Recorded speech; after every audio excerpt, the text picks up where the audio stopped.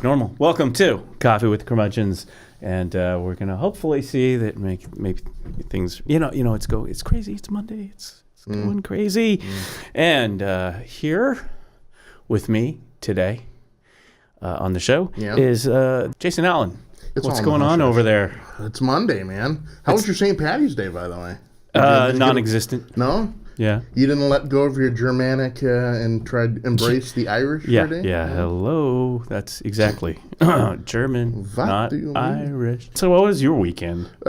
Pretty good. Did the whole St. Patty's Day thing. Really? What did you do? Oh, I have a ritual, okay? Always on St. Patty's Day, we have, the corned beef and the cabbage and potatoes and stuff. And then, the ritual, you have to sit down and watch John Wayne's The Quiet Man. Every St. Patty's Day. You got to do it. It's like this thing. So I, of course, took my whole family hostage, sat them down, force-fed them corned beef and John Wayne. They are now scarred. Yeah. But that was my St. Patty's Day, yeah. The Quiet Man. The Quiet Man. Huh. Where he's from Ireland, but has the worst, if he has an accent, Irish accent, and, John Wayne. What do you think? He Yeah. doesn't have it. I don't know. Come here, you Blarney. You're right.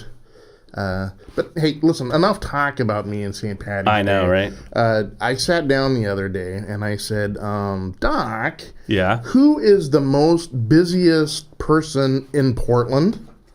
I mean, who would be on your short list for the busiest person in Portland? Right. Yeah. Just off the top of your head, give me the. I don't know, that guy downtown with the leaf blower. Yeah, him. That you can't take a week off, dude. Well, I don't know. That's what I'm thinking. Trying to feed his family. That joke. But on my short list,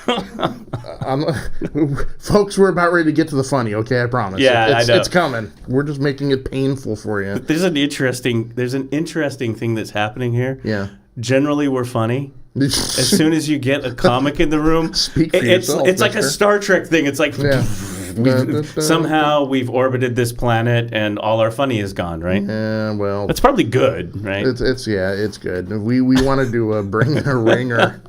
We brought in the real that's person. That's the second funny. Star Trek I've done. Yeah. Oh God. But Amanda Arnold, she is hands down. Arnold. Yes, one of my favorite peeps. Because, mine too. Yeah, she shows up whenever it's like a wind that blows in whenever it wants to, and just beats you up against the side of the head, and goes on her way again. Yeah, she does that. She comes in and beats the crap out of us and does it with style. Hello, Amanda. Well, hello. Jay, how's it going? How are you? That was the crappiest segue ever. It was horrible. I was trying to be quiet, but I did hear that was the second Star Trek reference. I know. It was bad. I've seen all of Next Generation, so I can't say anything. But not the original series? Mm-mm. Oh. I've seen a few, but I've seen all of Next Generation probably a few times. Deep Space Nine? Yeah. I didn't like it. Oh, really? I mean, I didn't hate it, but it was Next Generation. That's really? Yep. Yeah, there's a way to watch those. I was forced to watch it, honestly. I dated a guy that would watch it every night before he went to bed. That's what he'd fall asleep to. He was jeez, grown man. And so we would. I've seen all of it. I've seen it. Yeah. So there's that. Did he force you to role play? No. Here, take this phaser. No, but we'd have arguments, and he would be like, "Well, in that episode of Star Trek," and I'm like, "No, we're not basing our life off of Star Trek here." Oh my gosh! And so what you're basically telling me is it didn't work out? 'Cause you had a bad day. I'm just thinking. Yeah. Meanwhile, in Amanda's personal life, Right. Hey, what's going on? A little frisky over here. Wait a minute. This is the one where they separate the saucer section and they go down exactly. the battle bridge. That's exactly what it was. And you're just like, I know. You're like, all right. Is that a tribble in your pocket? Yeah. You're just happy what to sucks see is me. when you start getting into it and you're like, okay, this is the cool one with Q. You only get the few that Q are in, so you're like, okay, do you want to watch this one? Yeah. My mind is wondering right now. It's like come out of Star Trek land. Q or yeah. Q can. You never know. We can watch this on. Hey, I got it on Blu-ray. Netflix or Blu-ray or something. I don't know. Isn't that a complaint everyone has though? I'm sure Yeah. I'm sure there's people who are like, may have complained the same thing about me. You know, it's like, oh, it's just that one episode. Then I'll go to bed, honey. And it's like, another episode. It was probably one of the first things that people binge watched. Yeah. Like, I was probably one of the first series that people were like, yeah, I'm going to binge watch this. I'm going to watch this over. Yeah. I just rewatched The Office. It held up. Which one? Really? U.S. or US. UK? Ah. Yeah, Ooh. I'm a U.S. Office all the way. I've never seen one episode of The Office. I haven't. I'm sorry. Good. I know. I think I saw the first season. It's so good. U.S. But I've also seen the UK. I mean, I've watched that one, but it's kind of like the substitute teachers of The Office for me because I watched the U.S. one first. Yeah. I mean, I love Ricky Gervais, don't get me wrong, but... Well, I mean, yeah, and to be fair, he created The Office, and you know, it's like the All in the Family thing. It was actually created in the UK. But Steve Carell was like, "Hold on, I got this. I can make this way better." Yeah, Steve, he's pretty funny. It was a good cast. It was a great cast. But I mean, it was a good cast in the UK too. It was Ricky Gervais and Martin Freeman and a whole bunch of other people too. So I don't know. It's weird because we're going to be talking about comedy, and I just watched. Ricky Gervais has a new thing on Netflix. Right? Just dropped, yeah. So I just watched that. Stand-up comedy without microphones in their hands bug me. I'm just gonna put that out there. Yes, thank you. It feels TED Talky to me. Thank you. And I love TED Talk. Don't get me wrong. Yeah. But they're two different things. And I just there's something about a comic. with a microphone in their hand, and when they don't have the microphone, it's just a different experience. Yeah, you don't see Jerry Seinfeld out with this thing, right? He's like, hey, what about that? Right? Seinfeld's new special was good. Amazing. He was just he's everything that we think Seinfeld really is. Like, I don't know who he is at home, but that's who I think he is. He watches a lot of Star Trek at night. Yeah, His wife probably just is laying there. He's a big Superman guy. But yeah, I mean, I agree. I was thinking the same thing. Yeah, it's just off-putting. As a live video producer, if there's one thing I can't stand is this thing. Mm-hmm. And it's like, let's put that on so you look really important, like you're preaching Jesus or like I feel like he's giving a motivational corporate talk. Yeah, it reminds me of what's the dude's name? He's gonna convince me to sell. Oh yeah, Tony. I watched Tony Robbins. Tony Robbins. His documentary was really insane and interesting. Yeah. His voice is so deep because he actually has thyroid issues that make him or something. Isn't he big though? That's why. Big guy. Like he's big and he has a deep voice because of health issues, and he never treated it so he could use that to know. Yeah. I don't know. So it's like people sell their furniture to go to that thing. It's like $80,000 to go to his convention, and people are like, sold my couch like 4 years in a row to. So it's like you're going to see Andre the Giant motivate you to. Yeah, I met Andre the Giant when I was a kid. Did you really? Mm-hmm. I was young. It was at you guys are both from here, right? Oh yeah. So Portland Wrestling, of course. Sandy Bar Flea Market. Oh yeah. We were at the Sandy Bar Flea Market, and he was there, and I was 7, 8 maybe. So this was like 30 years ago, and he seemed like a real giant. Like he picked me up, and I remember his, you kind of pick a kid up by their bottom. I remember his hand covering my whole bottom and coming up my back, like just he felt like a real giant. It was really cool. Yeah. The coolest thing about him though is he was 7'4", 7'5", something like that. He seemed like 14, 26 when I was that. Very big. Yeah. Right, and favorite thing was Princess Bride. Oh yeah. With him. Totally. Yeah.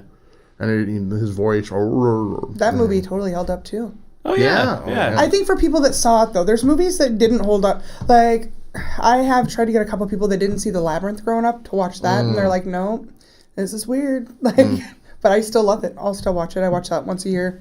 Never Ending Story is another one. Oh, I love it. Yeah. But back to this. Anyway, sorry. Dark Crystal. Sorry. Back to this thing. No, I just wanted to rant. Okay, that's fine. Yeah. Yeah, no, because it's weird. a thing. It's like it's good. I know. I've even met the founder of the company that makes those things. Yeah. But anyway, and I like. That was the oddest name drop ever. I like it. I know. That was the saddest name drop. I like it when you have that thing on there. I met a guy that makes microphones once. I had Power Lunch with. Sorry. It was at an NAB once. But no, here's the thing. It's supposed to be this discreet like thing that you don't see, but you totally see it. Yeah. And then for some reason they put a windscreen on it.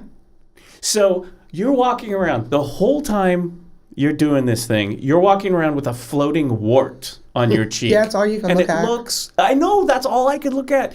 And if you're doing video, like say you're filming this, as I may have, like you're filming someone on stage doing something, and you see that as a filming, if you're the director, you're like just fixated on the floating wart. And you're like, look at that. Just look at that. You know, it drives you crazy. Well, why not just do the lapel mic then? If you don't Exactly. want to mic, Well, I'll tell you why.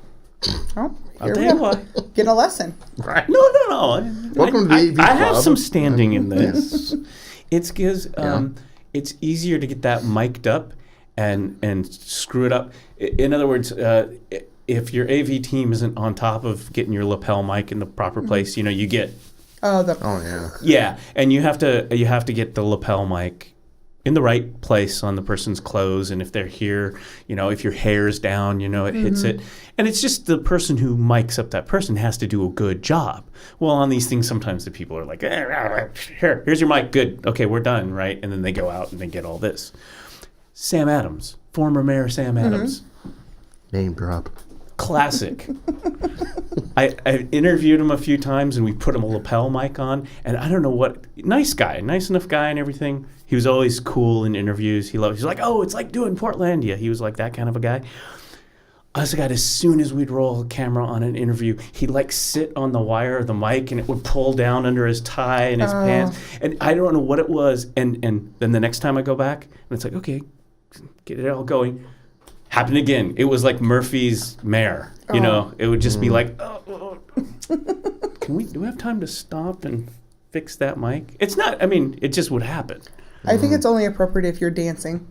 Like, you know, like, that's what, it would make me want to dance. I don't know. But, you know. I can't dance, but. I mean, here's another thing. That little wart, that you know, it's a windscreen like this. One color. Beige. Oh, yeah. So you're TED Talking with people from India and stuff, and it's like the beige wart is floating around their cheek. It's oh man. Okay, that's Coffee with Curmudgeons. I've had my rant for the day. Good night, everybody. Yeah. But anyway, and seeing a comedian do that is just a lot of them are now. Weird. There's been quite a few that have come out, and I've noticed there's a lot of really good. I mean, if you don't mind subtitles, or if you speak Spanish, there's a bunch of great Spanish comedy specials on Netflix right now. But I noticed that a lot of them are using the ear mic instead of the hand mic. So I don't know. Maybe it's that's so weird. Is that the future? Yeah, maybe it's the future. Maybe America's like, we like to hold a mic. I don't know. It was weird. I did a storytelling show for 7 Deadly Sins here in Portland, and when they don't let you hold a mic. And so you go up there, and as a comic, there were me and another comic on the show. Everybody else is just people that do storytelling. That's what they do. Yeah.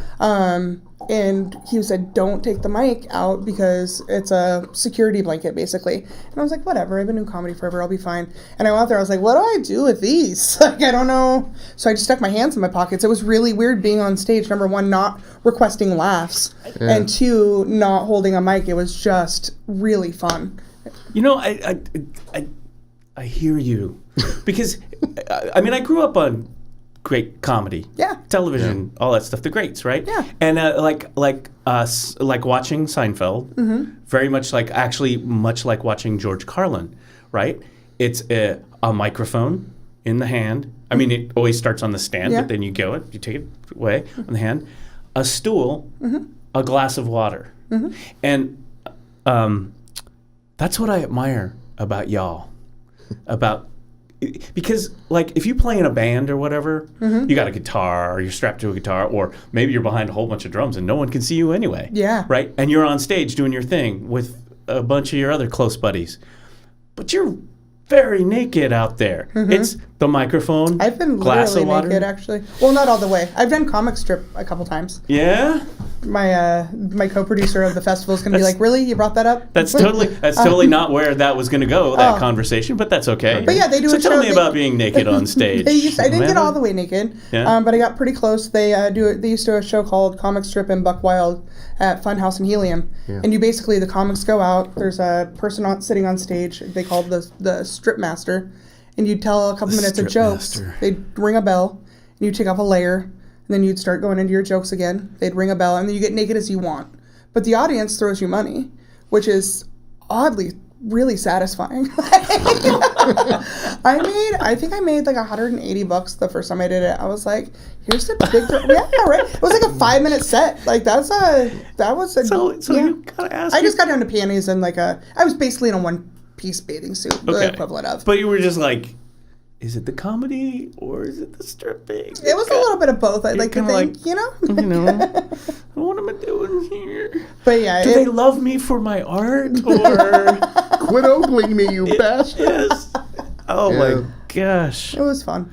So my point is you're naked up there as a comic, just microphone and nothing else. It's like, Amanda, we meant vulnerable, not... Yeah. Well, I have seen, it's always the guys in Portland that get butt naked. I've seen like every one of the main comics in Portland butt naked. Like from skinny to, not skinny. Yeah. And I respect every single one of them. I'm like, you guys own this. Like, I'm not going to do it. But there was a guy from LA, and I don't remember his name, but he was one of the funniest ones I saw. But I do remember that he got at the end of it. He timed it perfect, where he took off his boxer. They were like tighty whities. Actually, took off his tighty whities, shrunk down the pole on the stage at Funhouse, and just curled around it. Like he just curled around in the fetal position and finished a joke about how he wasn't good enough for his dad.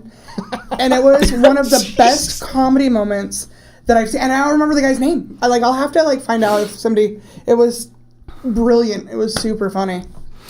Folks, here comes the punchline. Here comes the punchline. Yeah. If you're a male comic locally, Amanda won't remember your name, but she will remember how you weren't good enough for your dad. All right. Sorry. Well, Dad was, he was. Bob, it's great to see you again. Mom nicknamed him Andre the Giant, Right. Welcome to Monday's schwanz jokes. I just call that comedian Stubby. Oh, God. Anyway. See, this is what you're going to get with Amanda. You just never know what you're going to get. And you're one of my favorites. I remember kind of when you were just starting out. Yeah. Right? Okay. And it was like... Yeah, you guys have been there since the beginning. Since, yeah.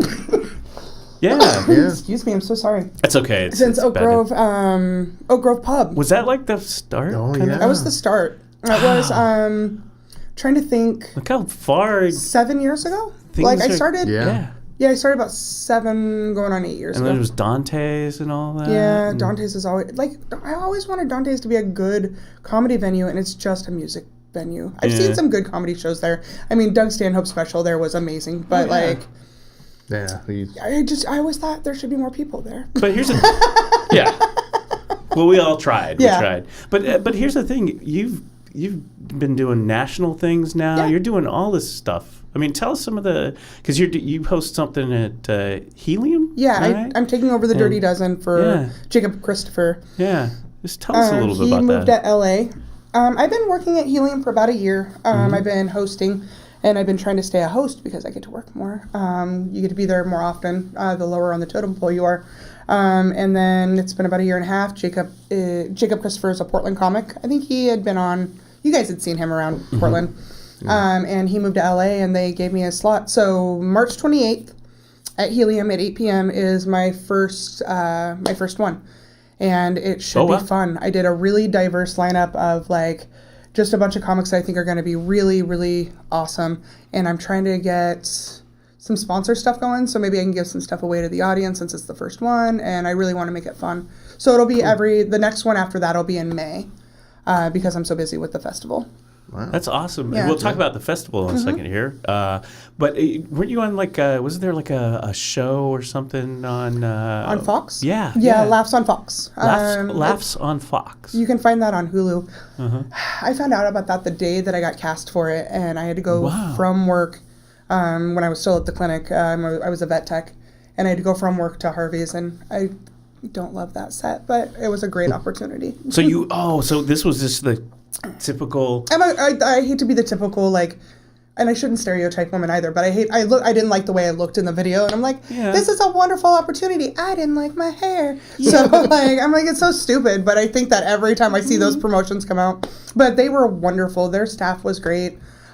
That was super exciting. The camera quality was huge. They had a big like floating camera that came over the stage. It was awesome. I got to do Revolution Hall a month ago. That was awesome. That was like 1,000 people for an Alzheimer's benefit. Oh, wow. That stage and that venue. It's a great venue. I was up there and I was like, oh, this feels real good. Yeah. You're just like, you got the whole stage. Everybody's looking at you. I'd never done something with an upper deck before. Yeah. So that was super fun. Nice. Yeah. Yeah. I mean, it just, I like the thing about the TV special because it still has that, you're this kind of the struggle, the up and coming comic. It's like I got my day job. I'm done with my day job. I'm running out there, and hey, now I'm on TV. Doing. I got TV dressed in the bathroom at Harvey's that day. I mean that has that kind of. That's all I've done for the last 7 years is work my day job. But now you're full time, right? Full time comic now. That's awesome. Yeah. What was it like transitioning from that? I mean, real abrupt. They made that decision for me. Hello. No longer with the company. No, it's fine. It was a good decision. Yeah. And I don't know how we would be, I keep referencing the festival and I know we'll get to that, but there's no way that I could be co-producing this festival and working a day job. And it's awesome. I've been able to do shows that I would have had to turn down before. I'm headlining now some smaller venues. So, and for couple Pacific Northwest bookers. So that's good. That's good. Yeah. My wife, she's on Facebook and she's like, man, she is one busy lady. She's all over the place. Does she have a comfortable pillow? Because when she needs to sleep, what's sleep? Right. It's so hard. Does she have a comfortable pillow? I'm sure she does. Yeah. I know we talked about that after the festival that we just want to turn off our phones and get a beach house and just sleep for like 2 days. Nice. Yeah. Not talk to anybody. Segueing into the Undertow Comedy Festival. Undertow Comedy Festival. When did that genesis? When did that brain pop and said, "Oh, let's go to the beach and tell some jokes"? The way it happened is really interesting, actually. December 2016, Will Woodruff, he was a Portland comic. I know. I'm sorry. I'm going to start this on a sad note. No. He was my roommate, Portland comic, great guy, just this big, loud, dopey, lovable guy in a comic, and he passed away randomly at 35. He had surgery, threw a clot to his lung, and died. He was my roommate. And he had always talked about doing a fringe festival, like a small festival, and he wanted to do one the same time as Bridgetown and call it the Under the Bridgetown Festival. Yeah. You gotta love Will. And after he died, I was like, man, I'd like to do something like that for him, but the amount of money that goes along with putting on a festival, I had no idea how much money it takes, you know what I mean? So I was trying to figure out how to get funding for that, what to do, and then I met Tori Ward, who is the owner of Lincoln City Laughs. Mm-hmm. She is also a comic and one of the wait staff at Helium. So what's funny is she booked me for a show at our smallest venue called the Eventuary in Lincoln City. It's beautiful, and it has an amazing history. It was a house, and then it was the first hospital in Lincoln City. Yeah. And then it was a funeral home. And the guy that owned it in the 80s, I don't know if I'm supposed to talk about this on, they tell him. Sorry. It's whatever, you can Google it.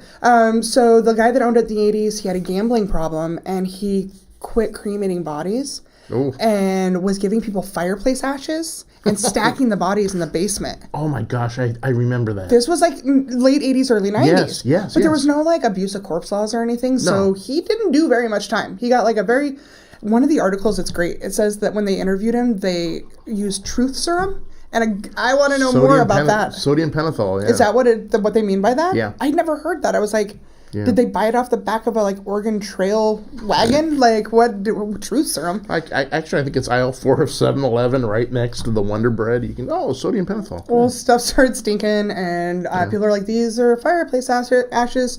So he ended up losing the it wasn't the Eventuary, then the funeral home, and then Tori's dad bought it, and now it's this beautiful event space. Nice. So that's our small venue. But I met Tori, and she had gotten some money from the city to bring in heads and beds to the hotels. Oh. I'm so sorry. I'm getting over a cold. It's okay. And she got a grant from the city. Let's bring in some tourism during the shoulder season. And she came to me as a comic that she liked and said, hey, do you want to help me do this? And I said, yeah, let's do this if I can make Will an honorary performer. Yeah. And the rest is history. We are real close friends now. Nice. Yeah. Yeah. Because when I first heard about the Undertale Comedy Festival, the way my weird mind works is, number one, logistics, right? How are we going to pull this off, right?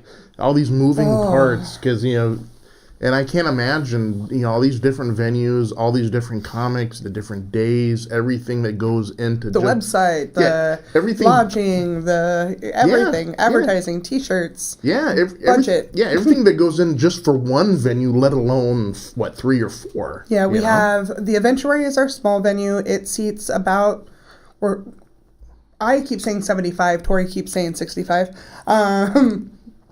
We have that venue. Then we have the Beach Club, which is really cool. It's an old, I hope I'm saying this right, Elks Lodge? I always want to say Moose Lodge, so I think it's Elks. It's an old Elks Lodge that they were going to tear down, and this wonderful couple bought it, and this place is swanky. They have made it beautiful, and we'll be their first event. They open April 1st. It's called the Beach Club, right in the middle of Lincoln City. Nice. That venue's huge. That'll do about $275 for us. Yeah. And that's where our big headliners will be. And then we have the Cultural Center. Of course, when I'm on the radio, I'm so sorry, you guys. Or on TV, whatever I'm on right now. Facebook. Whatever it is. Don't worry about it. So we have the Cultural Center as well, which is about $200. And then we have Black Squid Beer House. It's owned by this very sweet couple. It's beautiful, amazing beer. And that'll be our information center. And we'll do a rolling open mic there. Every day of the festival, so people that come through, they can go ask questions about the festival, like where things are, buy our merch, and also see some jokes for free while they're there and drink beer. Nice. And buy those people's beer. Nice. Who was the first comic you went out and said, I got to get this person to do this? Cause... Ron Funches. There he's right there. Yeah, there's Ron. Yeah, we put up the website here.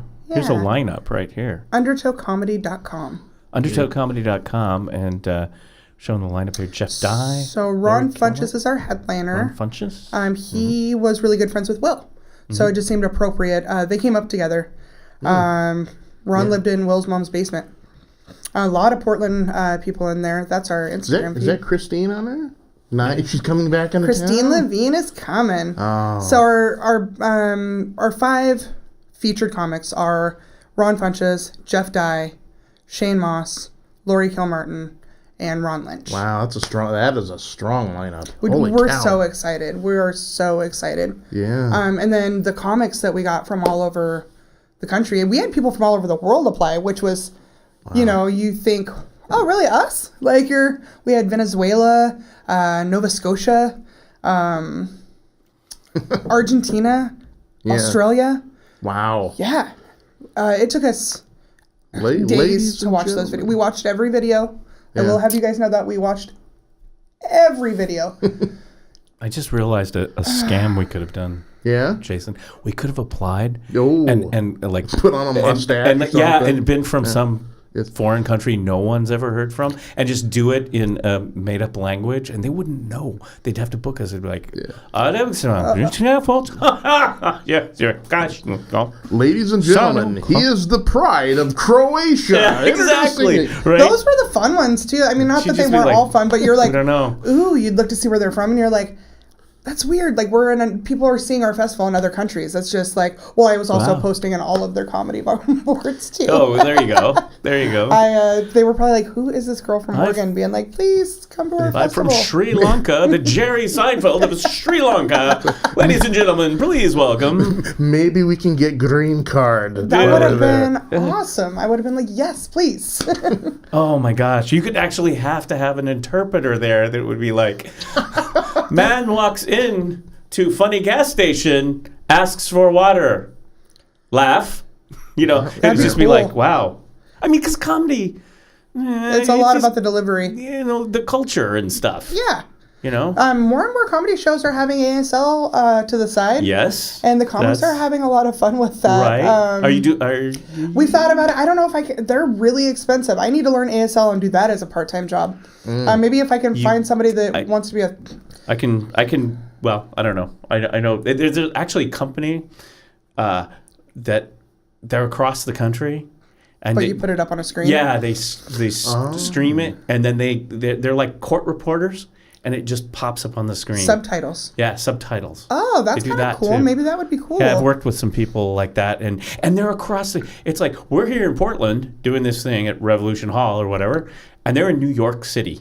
Wow. That's really cool. And it's just instantaneous. And then usually a speaker just is fascinated by their words on a screen, so they stop and start talking to the person. The last I was videoing an event last fall, and the one guy just stopped for about 10 minutes and started having a dialogue with the person who was typing. Oh, you had to do that. That's funny. It's pretty fun. Yeah. I've had a lot of smaller venues is bad for hearing impaired that are able to read lips. Mm-hmm. I've just thought about it, if we do have people come with that big venue where it's so far away and the lighting, that if they can't read lips that far. So we've thought about that. Yeah. I can't make any promises because it costs money. Yeah, we're trying to make it happen. It costs money. But, I'm trying to think of all those little things where people would be like, man, they thought of this too. They thought of this too. We want this to be an amazing experience for comics and for people that are coming. So we've been, thinking about a lot of things like that.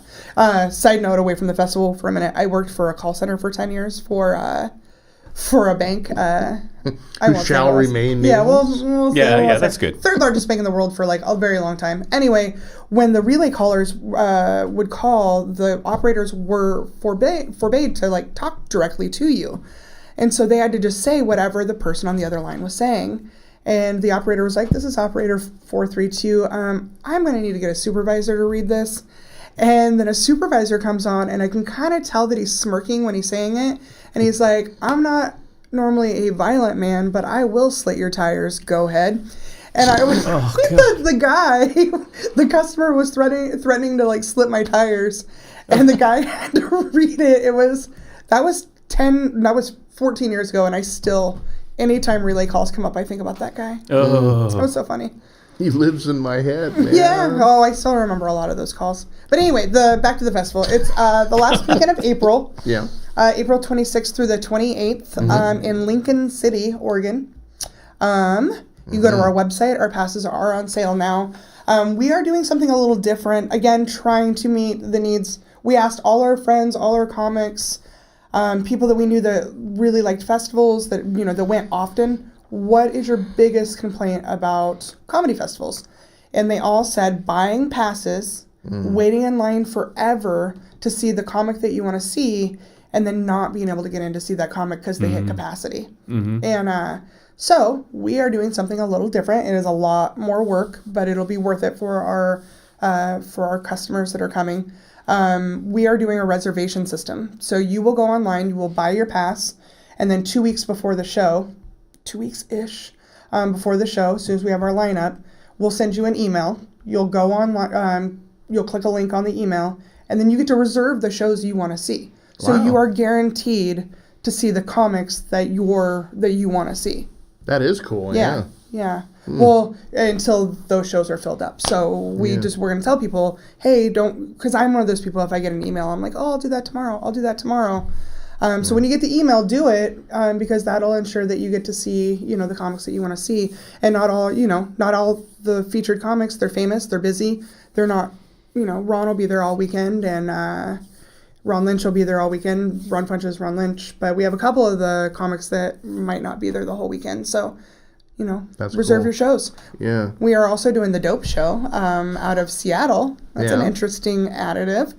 The Dope Show is marijuana is legal now. So we are doing a show where we are going to preferably have comics that don't smoke marijuana very often, do a few minutes sober, and then partake in a small amount of marijuana in a safe manner. They will have designated drivers. This is all controlled. And then they will do a few minutes high. And it is going to be so funny. Oh, yeah. I'm doing that. I don't smoke pot. And I did when I was a kid. Like, now I'm 38. It's strong and it makes me scared sometimes. But I will be at Harvey's on March 21st doing the Dope Show there. Because they are our sponsor. Oh. And we'll see. Last time I did it, I just laughed at the audience for about 9 minutes and told him how funny I was. So I heard a lady from the back of the room yell, "We can see the tears running down your face." Because I was crying. I was laughing so hard. I was having so much fun. But yeah, so that will be one of the shows. We have Spec Script coming. That's kind of a cool show. That's a River City Podcasts. They are, you know who they are. Mm-hmm. So Chris Cotomy and his guys are going to do Spec Script, and that's where they write a script of... I'm so old and I don't know all the terms for all this. Fan fiction, I guess it's called. Okay. They're going to do Baywatch. They're going to rewrite a whole episode of Baywatch. And none of the people that are reading it have read the script before. It's like that old-timey radio is what it reminds me of, you know, like Attack of the Aliens and stuff. They're all going to read the script. We're going to try to get some Baywatch bathing suits for them, but we'll see. Sounds like a project another place has developing right. Who knows? I don't know. I don't know. That's like actually they would do at the Fun House. They do the Golden Girls. I want to say. That was Carson Creasy. Yeah, that was great. If you ever went and saw that, it was so good. Yeah, I wish they'd do that again. Can there be a Friends reboot? Anyway, oh, there you go. That's what I would like. There you go. Mm-hmm. Yeah. Friends reboot. I rewatched that. Actually, there's a lot of Friends that's super inappropriate. Hey, I haven't been working since January, and we just I turn stuff on in the background while I'm working on the festival. Sure. Like, that's the 90s, 80s kid in me, because the TV was always on. Somebody pointed that out the other day. They're like, you don't turn on music, you turn on the TV. Mm-hmm. And sometimes I turn on music, but sometimes I like sitcoms in the background. I was like, holy shit. Oh, can I say that? Sorry. Yep. It's the... it's the 80s, 90s in us that, our parents turned on the TV for background noise. But I rewatched Friends. There's a lot of inappropriate stuff on Friends. Oh, there is. Innuendo. Huge. Well, innuendos. Sexist. Some of it's a little racist. Wow. Yeah, if you go back and watch. Ross is a skinhead? What's going on? Yeah, if you go back and watch some of it's not awesome. You're like, oof, that's wrong. Okay. Well, they just didn't know back then. Chandler, so isn't that, or they did, or I don't know. That's not open this can of worms. I want to. Well, no, I mean, it's I was going to say, isn't that kind of like everything now? Like everything, like. Well, if you go back and watch, especially comedy. Yeah. Now it's like, see, to me, and I, we were talking about the Ricky, but to me, it's like you're now the comedians. It's like I don't know what comedy would be like if I went to see, because it would be like, hi, I'm Amanda Arnold. Now I'd like to tell you a joke about. Actually, let's do this. No, it makes you a better writer. It makes you a better writer. It's easy to be really when we start. I mean, you remember when I first started how. I was really dirty when I first started. And I was like... You remember how I really started? When I first started, I was dirty because it's easy to be funny when you're dirty. And it's easy to tell crappy jokes about, punching down on people. But it makes you a better writer. It makes you like... Yep. All I can say is Cosby worked clean. He was... that's a whole other subject. I know. Yeah. Right? Yeah. Some of his old stuff's really dirty. Like his Spanish Fly joke and stuff. Yeah. Oh. Which is Spanish Fly. Ironic. Yeah. Yeah. None of that will happen at Undertale Comedy Festival. Oh, yeah. Tori's probably watching this and cringing. I knew I should have went with her. What? I know, I'm her wild card. So she's very conservative and soft-spoken and very sweet. And she's always kind of giving me the yeah. Hey, you want to reel it in? Really? But it is comedy. Undertow comedy. We're roofie free. Yeah, what is it? It will be definitely roofie free. That was Jason. I can guarantee that. That wasn't Amanda. Yeah. That was Jason making a totally inappropriate joke. I have to reel him in. I have to reel him in. Yeah, that's the way all duos should be. Yeah. You have to have one person that keeps you afloat. Yeah, it's like we can't say that. No, we can't. But still, comedy. There was always that thing, and I still think it's like, hey, comedy isn't pretty. No, it's not. You're right. Should be fearless, right? Yeah, and you can be. It's just it's how you write it. I think it's like bringing out some really awesome comics is what it's doing, because you're like, ooh, that's a dark subject, but man, that was funny. Mm-hmm. That's amazing. Mm-hmm. That's super amazing when that happens. You're like, oh, they did that. And it still works. Is that what you do? A little bit. Something? Like what? Let's talk about it. You don't have to tell. You don't have to do your routine. No, I was just trying to think about what. Like, I talk a lot about my mom. I was raised by an addict. A prescription. Like back then, during the 80s and 90s, I mean, everybody's mom, I think, was eating Valium, right? Like, and I have jokes that I stick in, just little jokes where I'm like, I thought everybody's mom gave them Valium for period cramps when they were 11. Like, I thought that was a thing. Like, the sound, I make another reference where I say the sounds of pills in a purse remind me of my mom. Those are just small things that are part of my childhood that are, that you talk about. So. All right. Yeah, I can see that. Well, it's amazing to think, though. I have a pill here. That, pills. How much the world has changed over 30 years, right? Oh, yeah. Because, I mean, you're right. Nowadays, you're like, wow, I didn't realize that was going on. But, hey, when I was a kid, my mom would make pepperoni and Prozac pizza for us at night. And, nowadays, though. She'd be like, oh, you're being annoying. Here's some Benadryl. Oh, my gosh. I think moms are still doing that. I don't think you guys are talking about it. Just on the down low? But I think they're just like, oh, you look like you might have a fever next week. I mean, we can give you some cough medicine. It'll be fine. I think, I think it's all, it's like, we're going to go war on drugs, go after people. And then we got these big companies that are just pretty much feeding us drugs. Here, let's put it in the river. You could just drink it. The salmon are on Prozac now, right? It's like when they test the water, it's amazing the amount of drugs that that are in there. Like, I guess if you want to get high, just go swim in the Willamette with your mouth open. Oh, that's what I do. We on Coffee with Curmudgeons do not condone or suggest you go swim in the Willamette with your mouth open. No. Trust me, folks. If you want to go in the hospital really quickly. It's funny how locals, when people will be like, oh, we went paddleboarding in the Willamette today. And you're like, really? It's like, you realize the Willamette is Portland's sewer, right? Yeah. You realize that's where it all... But if you think about what beautiful, clean river runs through the middle of any city. Yeah. Like, I'm sure you guys are going to get... People are going to be like, actually, in France or somewhere. But, like, in major cities, if a river runs through a city... Yeah. It's probably gross. Yeah, like, Chicago. Yeah, like oh, geez, New York.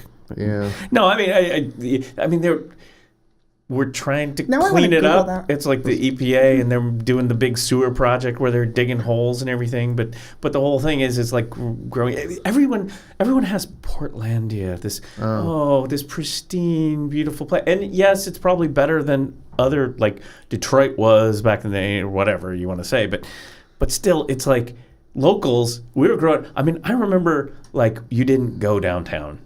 Yeah. There was a time when it was like, that was the nasty place, Yeah. And they had, I was like, I sound like this guy. Back in my day, when I was a kid, they had logs in the river. That's where the logs were. They were floating logs in the river. And they were. Right. And I was just wondering, why is this show called Coffee with Curmudgeons? I remember back when... Right. I'm getting there, though. I'm going to be 39 in June, and I'm already... Yeah, I'm getting there. You can... Where I'm like... You can get on board. Yeah, I can do it. I have it in me. I think you can be. I'm getting old and annoyed. You know what it is? Old, annoying, and be a local. I think a local Portlander, just the people who grew up here, you're in that age where it's like, well, I remember when... There was like 5 of us left, so... Yeah, I know. People weren't so stupid back then, Right. The whole get off my porch thing, side note, me as a comic and being all over the place. You guys brought up John Wayne earlier. Do you know that until I was 22, 23, I kind of thought John Wayne and Clint Eastwood were the same guy. Really? I can see that. Yeah, I totally thought they were the same guy until I was like an adult, like old enough to vote. I feel like you should know the difference between those before you can vote. They're like, can you tell us who these people are? Like, that's our litmus test in Oregon. They're from 2 different time frames. And I was just like, no, they're the same guy. I don't know. Maybe that's the problem with the American voter. Gran Torino turned my eyes around on that. That was a great movie. Like, Yeah. Because it's like the American voter is like, these 2 guys look the same, John Wayne and Clint Eastwood. These 2 people look the same, Hillary Clinton, Trump. Who do I vote for? I don't know. Just pick one. They're the same. Yeah. It's like bingo now. I don't know. Now dystopia. We need to figure out how to do free clinics or something for people. Like, come on. But I mean, voter free clinics. Just so we can, you come in, we feed you.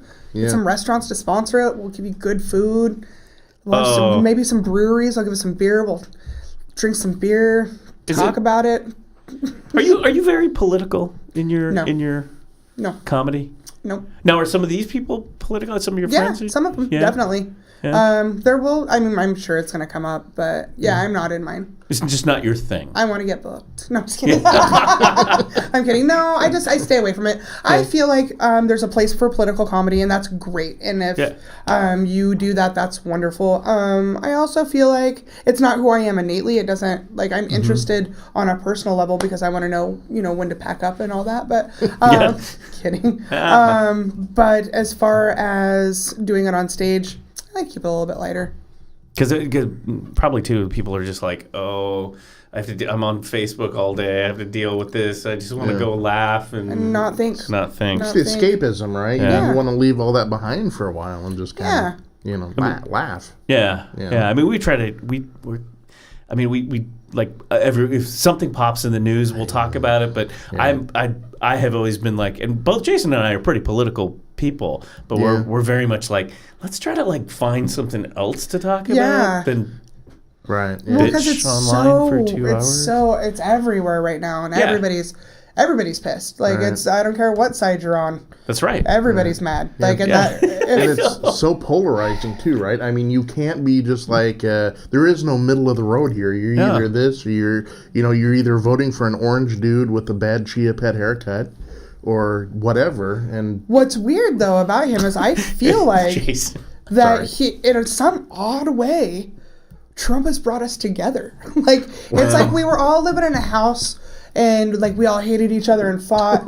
And then you get this really mean step parent that moves in and is mean to all of you, and you're like, well, shit, I guess we band together now because they suck. And so now it's just I in some weird way I feel like hopefully we're getting smarter as society and we're all just gonna band against the mean step parent and kick him out. He's America's stepdad now.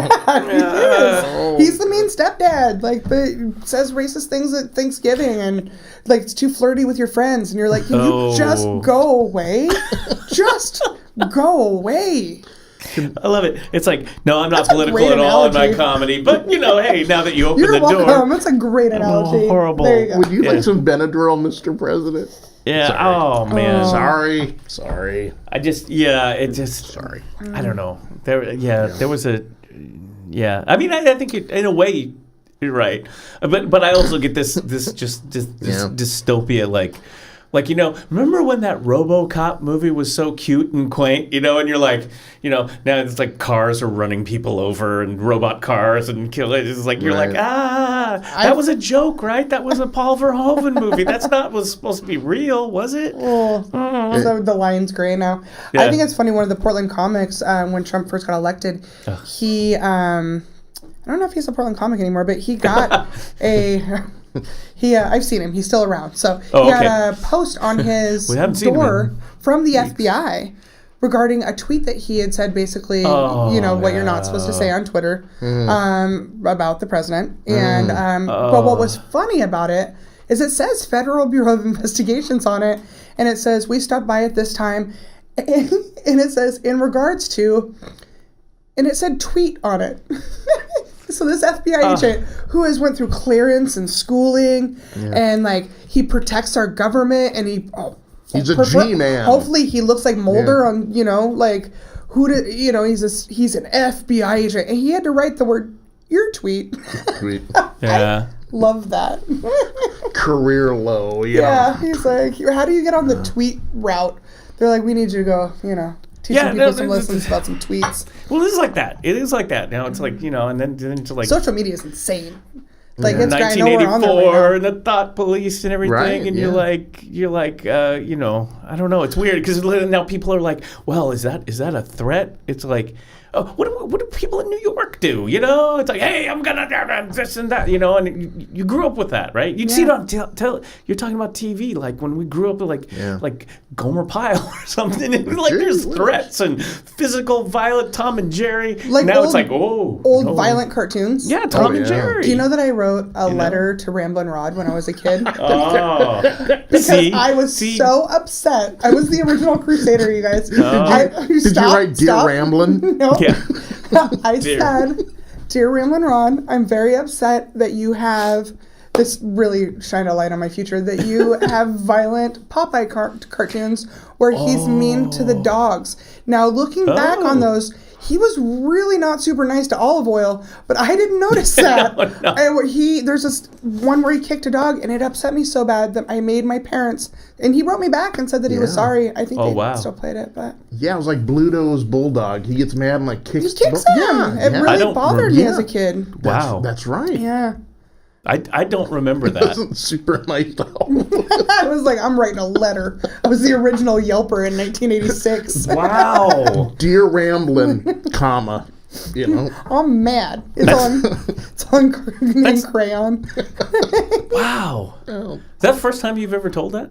Yeah, I just remembered that. We have, this is an Amanda Arnold exclusive. That is a telling first that I harassed Ramblin' Rod at an early age. No, you're like the people who call up the switchboard. I want to just complain about that Popeye commercial. Right. It's like, that's beautiful. Like, that's honorary coffee with curmudgeon right there. That gets you in the door. That is. In the lodge. In fact, if you wrote nasty letters, I don't appreciate your content, Mr. Ramblin'.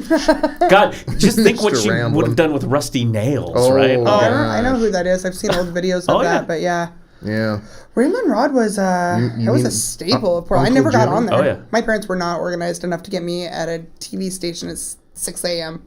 Like, there was no way that was ever happening. I wanted on that show so bad. Nope, never made it. Thanks, Mom and Dad. That's how you make a comic. Yeah. We taught you. Yeah, I just found out literally because my father never talked about him. I just found out like a month and a half ago that Rusty Nails was Uncle Jimmy. Oh, weird. You were related to Rusty Nails? He was my dad's half brother. Weird. Was he estranged? Did he just run off to be Rusty Nails? And they're like, we don't talk to him anymore. He joined the circus. He was a clown. Literally a clown. It's like, we're not going to hang out with your uncle. He's a clown. Right. Yeah. No. Literally. No, because I always, when I was growing up, was he fun? I've never met him. You have an estranged clown uncle? I do have an estranged clown uncle. A famous estranged clown uncle? Evidently, Uncle Jimmy, yes. Well, you're a show-off. I know. And on his mom's side, it was Pennywise. Right? Well, yeah. Thanksgiving in the gutter again. That's why they always called me Bozo. Now it makes total sense. The new It was awesome. Just as a side note, it was really good. I liked it. I don't know. You weren't feeling it? No, well, no, I don't know. I just know... my daughter said you've never watched she's any of that? reading it right now. And she's like, wow, Stephen King's really long. Oh, how old is she? 16. That's right about the time I started reading Stephen King. He's really long. It's like so 1,000 pages. And I'm like, this is probably why I've never read Stephen King. Give me a James Bond novel, 150 pages. I love to read. I know, but... That sounds so pretentious now. I love to read. I'm better than you. Well... I had a guy, it's my second We were talking politics a minute ago. My second ex-boyfriend reference. I had a guy look me straight in the eyes one time while I was reading right before bed, and he's like, I think it's so hot that my girlfriend reads. Literally. And he missed the other. And wears shoes. Yeah, right? Did you not? Oh, he was so pretty. I think that he didn't. Books were like, But anyway, yeah. He was like, I think it's hot that you read. I'm like, it's just that statement kills me. I'm sorry. Yeah. Well, literacy turns me on. My last two girlfriends couldn't fill out forms, so I think it's awesome that you're reading stories. It's just what's the story about right now? I'm so sorry. It's just you have so much agency to be able to read as a woman, really. Which is sad because like my grandmother. When I think about this, she actually, when she was young, I mean, she's long gone now, right? But when she was really, really young, like, teenager, young adult, she worked for the suffrage movement, like to get women the right to vote in the United States. Oh, yeah. And you were like, just as an adult, you started to process that, like, you couldn't vote, Yeah. And it's like, a woman couldn't vote, and you're like, weird, huh? I'm a woman that's allowed to go on stage in front of thousands and hundreds of people during a month and tell them exactly what I think and not censor myself. I'm pretty damn lucky. And I try to remind myself of that. That's pretty amazing. My grandma was born in 1912. Same thing. She was 45 when she had my mom in 1954 with a guy that was 18 years younger than her. Yeah. So she was a hussy. She a cougar. Go. Well, they were both very attractive people. Okay. But they back then his family hated her because she was so much older than him, and that was frowned upon. Yeah, I know. I mean, it would have never been thought of differently if it would have been a 45-year-old man with a. Isn't that so weird? In the 50s, right. I've seen Ring of Fire. I know what's going on. Right. Yeah, Jerry Lee Lewis. Yeah, just being like, yeah. That was the double. He's like, yeah, she's 12 and my cousin. This is fine. If you're... Towns were smaller then, I guess. I don't know. If you're playing rock and roll and you're dating your cousin, it's simple. Just don't cross the county line. Don't go because that's where things get screwed up. Yeah. That was horrible. I shouldn't... I'm now... I'm Roy Moore in Alabama.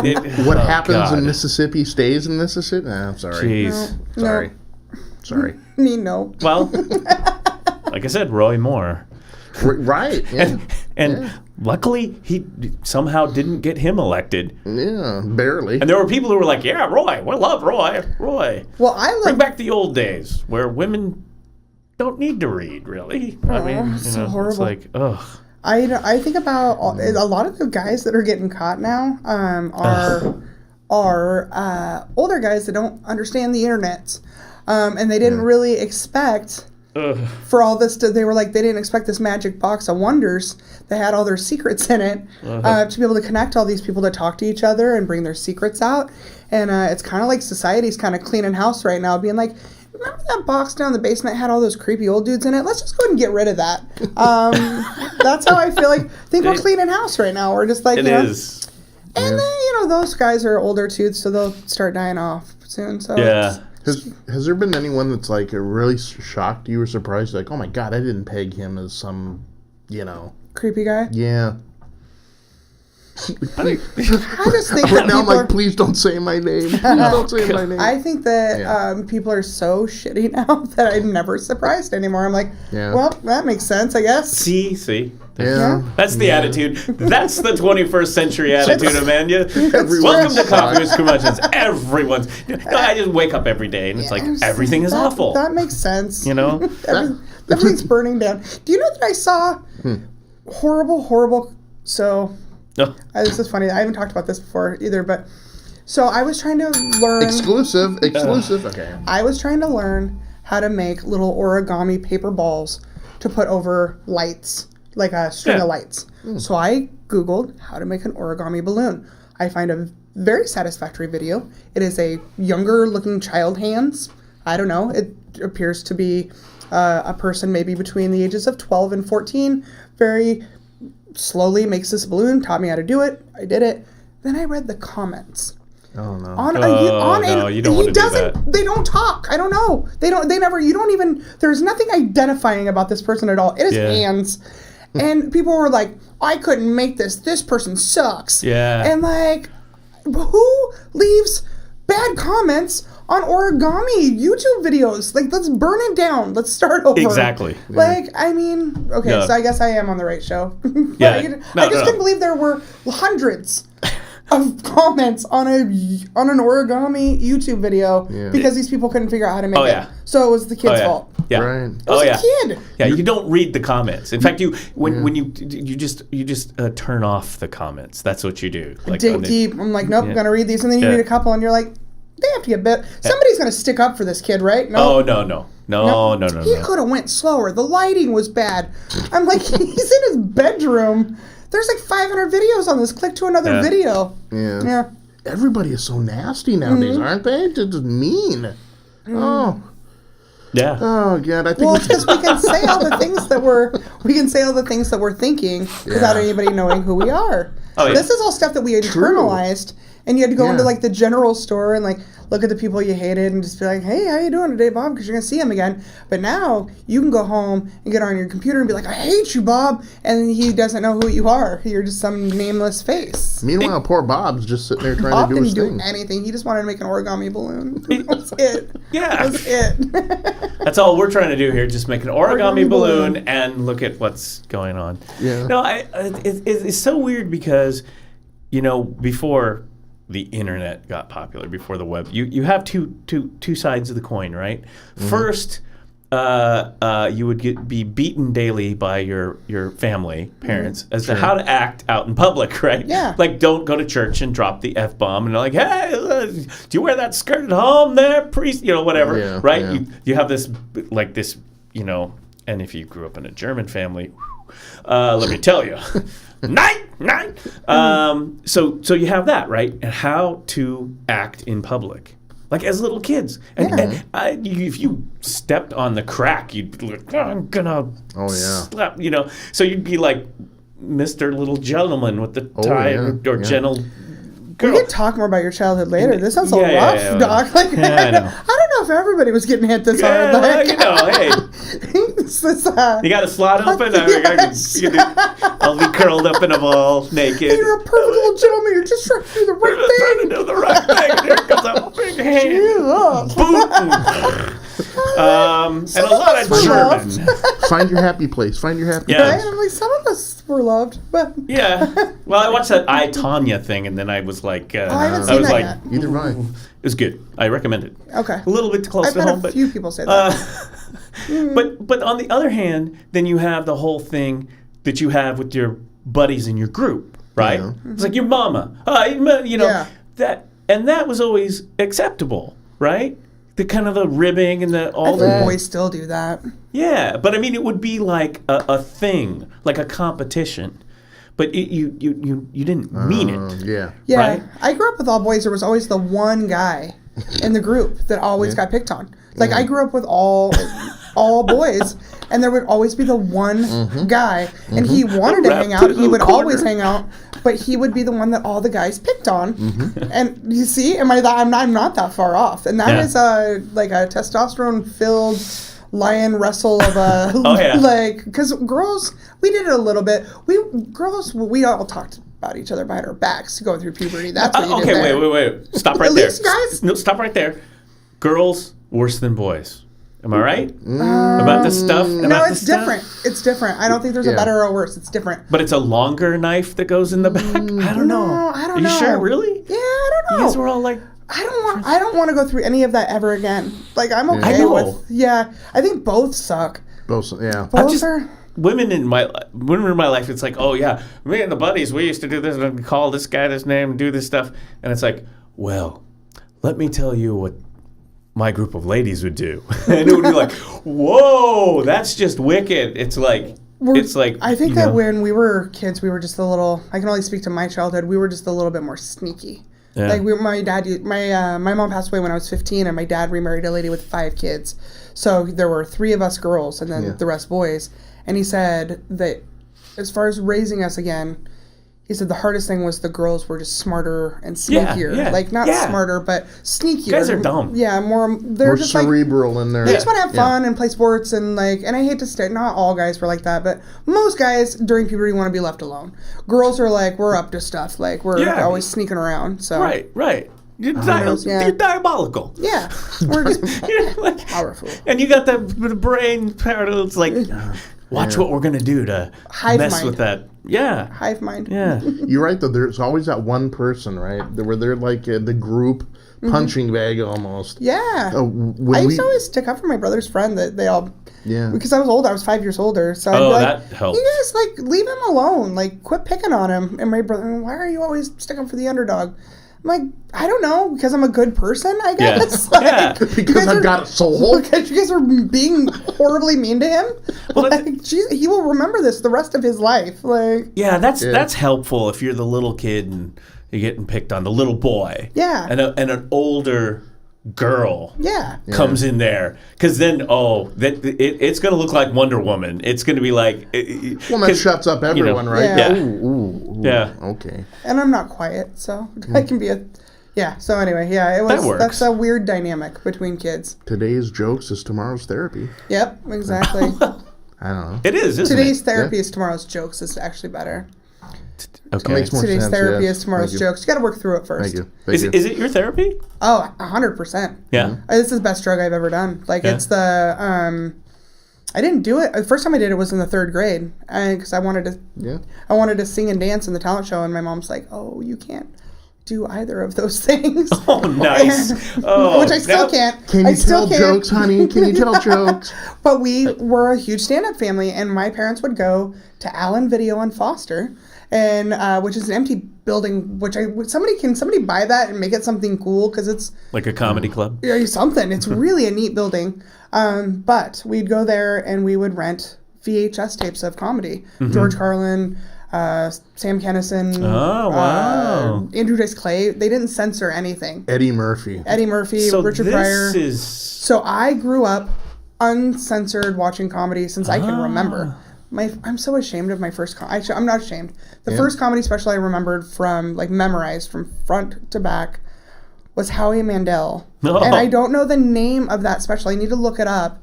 But it was the one where he introduced Bobby. Yes. And he sings he sings the Mockingbird song. And I memorized that song and practiced that Bobby voice probably for like 2 years. Like I was obsessed with it. Yeah, my comedy has evolved. Like my comedy palette has evolved, because I also really liked Pauly Shore back in the day too. Oh, but boy. Right. loved him. Yeah. But I grew up watching comedy, and so my mom's like, "Why don't I write you some jokes?" And I talk about this Your on mom stage. wrote... My mom wrote me a 3-minute set. That's awesome. And This is great. This is like the origin story This right is, here. right. And I wore, I remember I wore high-waisted jeans with Mork and Mindy suspenders. Oh. They were rainbow, yes. rainbow Mork and Mindy suspenders. There was Nothing Mork says and Mindy. comic more. Then suspenders. Rainbow Let me suspenders. add something to it. A side ponytail with a big scrunchie in it. Do you have any pictures of this? No, I wish somebody did. Like, maybe somebody, because I had a girl come up to me after a show. I was about 4 years in. I just started working at Harvey's, maybe. And she came up and she was like, "You don't probably remember me." And I was like, "Oh, I don't." She's like, "We went to school together in elementary school at Kelly. Oh, my gosh. And I remember you doing stand-up comedy at the talent show." Oh, wow. And it just blew my mind. Oh, God, if somebody had pictures of that, it would be awesome. But anyway, so that was the first time I did it. And then I never did it again until I was 30. Wow. Yeah, until I was 30. I had a little bit of a rowdy childhood. I mean, yeah, after like from 15 to 21, I was pretty rowdy.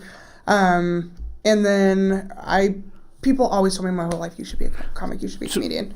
So you basically started, you were set up to be a comic as a kid, rainbow suspenders, mom's writing jokes, you're ready, you go out, you perform, and then you basically go, "Hang on a second, I'm going to take a couple decades, live a little bit, Yeah, gain material, and I'll be back. and I'll be back." Exactly. That's a great way of Wow. thinking about it. So what got you over the hump then? The deciding like, well, I want to do this. I want this to the point where you're actually walking on a stage, microphone in hand, Wow. ready to let go. I mean, what was that? It was the perfect storm of a couple things. God, I hear myself repeating the same line over and over again, but the guy I was dating at the time, he was a musician, and he would tell me all the time, "Why don't you start going to open mics? You're supposed to be a comic. You're supposed to be a comic." And I was just like, "I'm conversationally funny. Like, I'm witty, but I don't know if I can make this work." So we started going to the Baghdad Theater when Tristan Spellman was running comedy there. And we called it $9 date night. You'd go and you could get a piece of pizza, watch comedy, and get a beer for $9 a person. It was fun. And this was, old school, Portland comedy when there wasn't comedy every single night. Whitney Street, Kyle Harbert, Nathan Brannon. Who else was around then? Anyway, so we'd go there, watch that, and then I worked for Yahoo. I quit the bank, worked for Yahoo. They had a talent show, and everybody I worked with, I told them, "I think I'm going to go do an open mic," and I hadn't done it. And then I went, and they were like, "Dude, if you do this, you win $500 if you win first place. You should just do it. It'll be a couple people will be fine." And so I signed up for the talent show that day. I waited. You had like months to sign up. I waited until like an hour before. I signed up. I was terrified. I walk in. There was like, I don't know, 60 people, and there was a lot. Way more than I thought. And I got up there, and as soon as I got up there, I was like, oh my God, this feels so good. Like, it just felt like, I don't know how to explain it. Like, natural. walking in, just warm, I guess is the best. I was like, oh my God, I love this. And I won first place. I won $500. First time I did it as an adult. And that really set me up for some failure in the next couple months because you're cocky. Right. You know, I called the guy that I'm dating that's a musician, and I'm like, did you get $500 on your first gig? Oh. And he's like, you should probably just be quiet. Yeah. And so then I just started going to open mics. Do you know I what wonder why that relationship didn't work out. Right? I mean, I could tell you, but it's another podcast or another show. My first open mic, real open mic, though, was Oak Grove. Wow. OG and Bar and Grill, Yeah, that is the first place. The Oak Grove Bar and Grill was my very first open mic. And did you feel the same? Did you feel the same I had friends way? there, so it was like work friends are different than the person you're dating and his friends, and they were all in a band, and they'd been on stage a lot. But that really, dating somebody in a band all those years really helped with comedy. Because you kind of know, you learn how to book things and how to talk to people at bars that run the shows. And so that was really helpful. So for doing that for 4 years, 5 years before, kind of helped. That's where she first came across, at least my radar. Mark went down there to watch a show, and he came out and called me and says, "Dude, we gotta get Amanda on our show now." I'm like, okay. I did Anarchy Radio with you guys for what, 3 years, 2 or 3 years. Yeah. A while. Yeah. It was fun. It was great too, because all I had to do was like, "Hi, welcome to Anarchy Radio, Amanda. Please take over now." And the Loaded show, and we did the Loaded show. We got loaded on air. I mean, I fell asleep. Mark ran out because he was gonna hurl. And we didn't really mean to either. No. That guy was the kid with the big ears. Tater. He is, by the way, he's the bouncer at Lucky Devil. Yes. Tori's gonna kill me. There's a very funny comic and professional dancer. She's on our lineup. Wendy Weiss. She works at Lucky Devil by my house. Yeah. And I went up there one night to talk to Wendy about some festival stuff, all professional. And the bouncer, I look at him and he looks at me and I'm like, God. He's got real big ears. He's like he's all ears, nose, and arms. Yeah. He's just like, he looks like a Muppet character, but he's cute. He's just this big kid. I was like, where do I know him from? And he looks at me and I look at him and I was like, he's like, do I have a picture of me on the internet? Like pulling your ears, like almost on your back? And he's like, yes, you do. And that, anyway, so. Tater. Weird rant. I apologize for the viewers. Side quote from that is, I fell asleep. Mark ran to the bathroom because he was going to puke. Amanda saved the show single-handedly because she was the only sober one left in the room. And then Tater tried to take a dump off the overpass. Oh, no. True story. Oh, but no. Hello, everybody. He brought pound cake, like this carrot cake, and didn't tell them. Oh. No. And they ate it and didn't know that there was pot in it. So collectively, everybody was shrinking. Yeah. And nice. Yeah. I'm so glad that I was like, no, I'm good. This is exactly. I don't know whose kitchen that was made in. No, thank you. Yep. No, that's how you do it. See, like I just do like vegan. No, I'm sorry, can't do it. And can't do it. My wife turned into the den mother afterwards. She's like, Tater, can you please not feed my husband anymore? Oh man, I missed that story. I didn't hear about that one. Oh wow, yeah. I thought about that though, going into like an old job where you like, and just being like, hey, I brought you guys some cookies. And then just like bring a whole thing of cookies and just be like, have a good day. And cookies go at work. They'd be like, nom, nom, nom, nom. It's like that. It's like that time you worked in the police department, and you bring in the cookies. Yeah. Wasn't there a Barney Miller? Wasn't there a the Barney? Pot brownies. The pot brownies. Oh, these brownies. There was a Barney Miller good. episode where they were like start eating brownies and. Well, there's that famous 911 video where the guy and his wife eat all their kids' brownies and they have to call 911 because they think they're dying. I love that. Yeah. It's so funny. Ooh, I'm gonna make a note of that for on Friday for the show. No. Doc. No. Doc's like, I was just trying to be a good boy. I'm sorry. It all comes out. That's That's pretty much me. It's like I'm ready. I'm ready for the stage. It'll just be me. Oh, you didn't like that? I've only seen one person really freak out on stage, and I'm so bad with names. I don't remember that guy's name either. But he is. But you do remember? Well, never mind. He was a pretty successful LA comic. He still performs down there. Even if I remember his name, I wouldn't say anything. But he had relapsed. And Let's just say 5.5. And we pick him up at the hotel, and we take him to the venue, and he's asking the same questions over and over again. And I'm like, is he like a performance? I didn't know really who he was. I was like, is this like he's in character or something? And so the host goes up, does his time. I go up, do my feature time. The headliner goes up on stage, literally says, I can't do this. And then just drops the mic on the stage and walks off. And I was like, you're like, is this part of the shtick? Like, is this? Yeah. And then nope, he just walked towards the back door, and Jacob Christopher went up. I was like, Jacob, get the stage and I'll go see what's going on with this. And Jacob ended up doing another 30 minutes that night. It was funny. Wow. Yeah. I mean, but there were some people like Kaufman, like Andy Kaufman, yeah, would do stuff like that you'd be like, I don't know what's going on. And it would be like, this is the shtick. Yeah, no, it was not any sort of shtick. That he was too high. He had relapsed in Oregon, so. Oh, good. Yeah. Oh, wow. That's why he doesn't come to Oregon. It was actually Longview. Longview. Yeah, never mind. Who doesn't relapse in Longview, right? I mean, to our Longview viewers, I'm sorry, but you know. Well, that's being a professional comic. You're on the road. I mean, you're in Longview and all these because on your Facebook, it's like, hey, if you're in, Lyle, Washington. That's a fun little venue.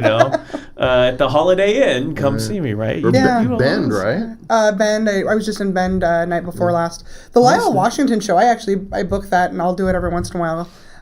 Todd did it last night. That hotel's really cool. It was on one of the haunted shows. One of the Ghost Hunter shows. And I've stayed in it now 2 or 3 times. I've never had anything happen, but come on, make me believe. Seen our show on Friday. You could bring the spirit meter. Well, they already did it. I mean, I can't. Yeah. And then just leave it alone. But were you up in up by the Great Wolf Lodge? Yeah, I did a corporate gig. That was funny. I did a corporate... Were the kids there? It was a corporate gig, so... Okay. Because that's like the place where they have the water. Yeah. I mean, it was me and Todd Armstrong. We wanted to go on the water slides, and we were not offered that. But it was a corporate gig. And, that was wild, right? They had been sitting in this conference room. They had an open bar starting at... Whatever, I don't have to censor anything. Anyway, I'm like thinking about, should I say anything? Maybe we should. Yeah. No, they, are you guys sponsored? I did have an open bar since like 3, and then they had to set through all the numbers this year were bigger than the numbers than last year, and then they had to do awards, and then they had a meal. That's a corporate thing. Then they fed them with an open bar, and then put comedy up. Okay. So these people were in like food comas, been drinking since 3, and now it is 8 o'clock, and we're like, hey, listen to our jokes. Yeah. And they were just like, ugh. And they're with their bosses. They don't know if they can laugh. Like, we kept it pretty clean, but still you're like, I don't know if I want my boss to know. It was a weird gig. Yeah, I was just going to say, from now on, corporate gigs will be signing NDAs with their comics. Right. You said you used to work at Yahoo, and that's where you got your start at a Yahoo corporate event. I worked in search marketing. Got your thing, your $500. So I mean that's probably where that's a good gig for a performer. Oh yeah, $500. Yeah. Well, to just do the corporate thing. Oh yeah, the corporate gigs are good too. But $500 for a 3-minute set at work that day, where I got paid and then got paid on top of it. That I don't know if I still haven't beat that. $500 for 3 minutes. Yeah. I mean, that was like. Is that how you do it? You calculate how many minutes, how much I'm getting paid. Yeah, I made good money there too. It's weird deciding my article when I did the top 5 funniest in Willamette Week. The title of the article was like living life backwards, and it's true. In my 20s, I mean, I worked for corporate America. I made great money. I was going to school. I thought I was going to get married, settle down. And now I live in a house with watch Star Trek, what's on the DVR tonight? Yeah. What are we going to have for dinner? And now I travel all over the place. I'm planning a festival.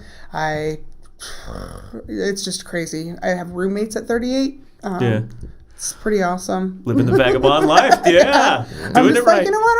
I'm gonna start over. Let's do a do-over. It's a 21st century, whatever. Everything's terrible anyway, so why not just do what you're doing, it's like... I think on my 40th birthday, I'll just, start saying I'm 30 again, and then just try to, Yeah. No, 40 is the new... 30. People are younger or older. It's really true. It's in maturity, too. 40s are the maybe 30, people in their 30s act like they're teenagers or whatever. And you're like, wow.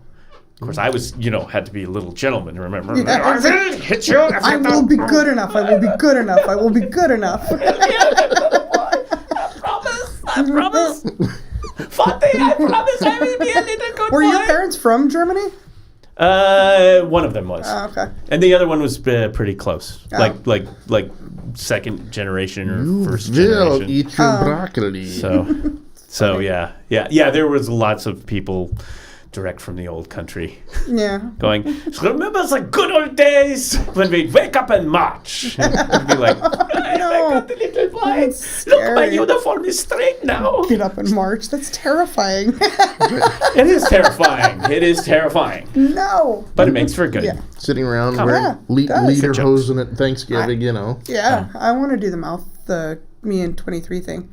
'Cause I don't know. Oh, yeah. Yeah. Whatever you do, Amanda, turn all your DNA over to the government. What are they going to do with it? I just had this conversation. I was like, I am a stand-up comic. Yeah. I'm not a super athlete. Let's throw that out there. I'm not a genius. But you do read, though. I do read. Yeah. I mean, just saying. Pretty good. Take my genetics. If you want to clone this, have at it. Yeah. Go for it. Yeah. Make a bunch of little more Amandas. Because I was, Army of comics. my mom was 5'10" and 135 pounds. She married a guy that was 5'5" and a ginger. A tiny, chubby little ginger guy. And this is what happened. So if they want to make that over again, cool. But a clone army of Amandas would be hilarious. in North Korea would confuse the hell out of Kim Jong-un. It'd be like, What? what is this? You would see Here's a good one you might like. It's like... A baby seal walks into a club. Right. You will single-handedly win the world for democracy at that point. I like it. She's literally the woman who saved the world, really. Well, but haven't you seen the thing where they do the As long report? as we didn't have to run. As long as there was snacks, I'd be fine. I'm sorry. That's right. She matriculates. I'm just saying, there's probably other people that they're more concerned about. My friend's like, are you scared of them taking your DNA? I was like, the only thing that was weird, because I heard the Ancestry.com one was selling that information to insurance companies and declining people and their relatives of insurance benefits. So that's a little shady because, genetics, it's the first lottery you win or lose. Facebook and all that stuff. Yeah. But the other thing, too, is then they've had these things where it's like they'll do a test, right? BuzzFeed or whoever does it, I don't know, one of those Vox or whatever. And they'll take two identical twins and they'll go submit separately. And they'll come back and it's like, well, you're part African and you're part American, native, and all this stuff. And it's like they're identical twins. So the results should be identical. Yeah. That's how it works. And it's always like, so I haven't seen those. I need to look that up. But it's okay. I've seen the ones where the people are like, I hate Russian people, and then they're like, you're 15% Russian, and they're like, I know. I love those ones. So do I. I like the commercials. I'm like, quit being a dick. Well, it's always like, no, I love and they're those like, commercials. we found your cousin, by the way. She's here. I hate borscht. Did you see that one? They're like, and by the way, your cousin, 32 times removed. She's in the back of the room. And then they cry and hug each other, and they're I like, saw that, yeah. Well, there's the one with the lady, and she's just like this white suburban lady, and it's like, I found out I am 25% American Indian, and all of a sudden she's got the headdress on and stuff. You're like, no, yeah, stop, it's gonna make people start doing weird stuff. Yeah, and then there's the guy who's like, he's like wearing the kilt and everything. And it's like, I grew up my whole life knowing that I was, Scottish or Irish. Then I found out I'm German. Next scene, he's wearing lederhosen and he's got the beer and he's doing the chicken dance and stuff. And it's like, no, That's dude, so stop. weird. Stop That's it. so weird. Stop it. Well, you don't have to be Stop it. German to know the magic of lederhosen. Come on. Yeah, I guess that's true. I mean, Well, anybody could take part in that. yeah. Right. I found out I grew up in the Tenderloin in San Francisco. So I put on the lederhosen. And so there it is. Cha. Right. Oh, my God. Yeah. Well, okay. So what do you expect to find out? Like what would be like, you know? Well, I don't know anything about my mom's side of the family. So my grandma was born in 1912 and they told us that she was always born on a reservation. And there was always is that. and she was kind of brown looking. I guess that's okay to say. There were stories about her living on the side of a mountain when she was a kid. Yeah. I don't know what that's about. As a child, I always pictured a cave. I don't know if that's what that meant. I have no idea. I was 13 when she died, and I was 15 when my mom died, and the rest of the whole family's dead. This is sad. I'm sorry, guys. Like, no. I don't have any family on my mom's side, so I have no idea what's going on that side. And I have been doing the Ancestry.com. I had this woman message me and say that I added the wrong great-grandfather like 4 times removed, and that her grandfather was of Caucasian descent and mine wasn't. And but I mean, look at me. I'm curious. Why does it matter? I guess I'm just kind of curious, like where. I guess I just want to know more about my mom's side of the family for whatever reason that is. Right. I guess I'm always trying to figure out. And I didn't care about that until the last couple of years either. Really, like why is that when you get old you start wondering this stuff? There's no hot 22-year-old girl on Ancestry.com just being like, I wonder where my family is. No, it's me and my 2 cats being like, I miss my mom. Let's see what happened. I don't know. I don't know what I want to know. Why does it matter? It's not going to change anything. I'm still the color of canned ham. Like, who cares? I'm just pink and white looking, and it's fine. It is what it is. Up until 45 seconds ago, they were going to have you do an Ancestry.com commercial. Yes. Now it's in jeopardy. I'll reel it in. Look, I found out I'm related to this can of ham. That may be where the that best. came from was that I went to the Bahamas when I was like 24. Wow. It wasn't great. We did a weird. This girl and I. Great. I was making what was good money for a 24-year-old at the bank, and we're like, let's plan a trip. So we planned a trip. We went to New Orleans for 4 days, Fort Lauderdale for 4 days, and then took a day cruise. Now, day cruises, they take you to an island for 12 hours, drop you off, and then you go back on the boat and you leave. But you can't get on the boat during those whole 12 hours. They're just like, get off the boat, come back in 12 hours. And so we went to, it was August in the Bahamas. There was supposed to be a hurricane coming through. It was 119 degrees. I don't handle 90 well, but the locals were very concerned about me. They were the kindest people. But this lady comes out. She's probably 175 years old. And she was like, canned ham. And I'm like, is she trying to sell me a ham? And my friend's like, I think she's calling you canned ham. Oh, gee. And this little old lady grabs me and she just starts smothering me in like 500 grade SPF. She's putting it in my hair or my scalp. And then she drugged me into a subway and she was like, stay here. And then we hung out on Subway till it was time to get back on the boat again. I stood in the water in the Bahamas and was sweating. I was like, this is horrible. But yeah, that old lady called me canned ham, and now my friend called me that for years. She was like, canned ham. Come to the Bahamas. You'll get called canned ham, and we'll stuff you in a subway. It's 119 degrees. It was so hot. It was horrible. Oh. This hour is sponsored by the Caribbean the Chamber of Commerce.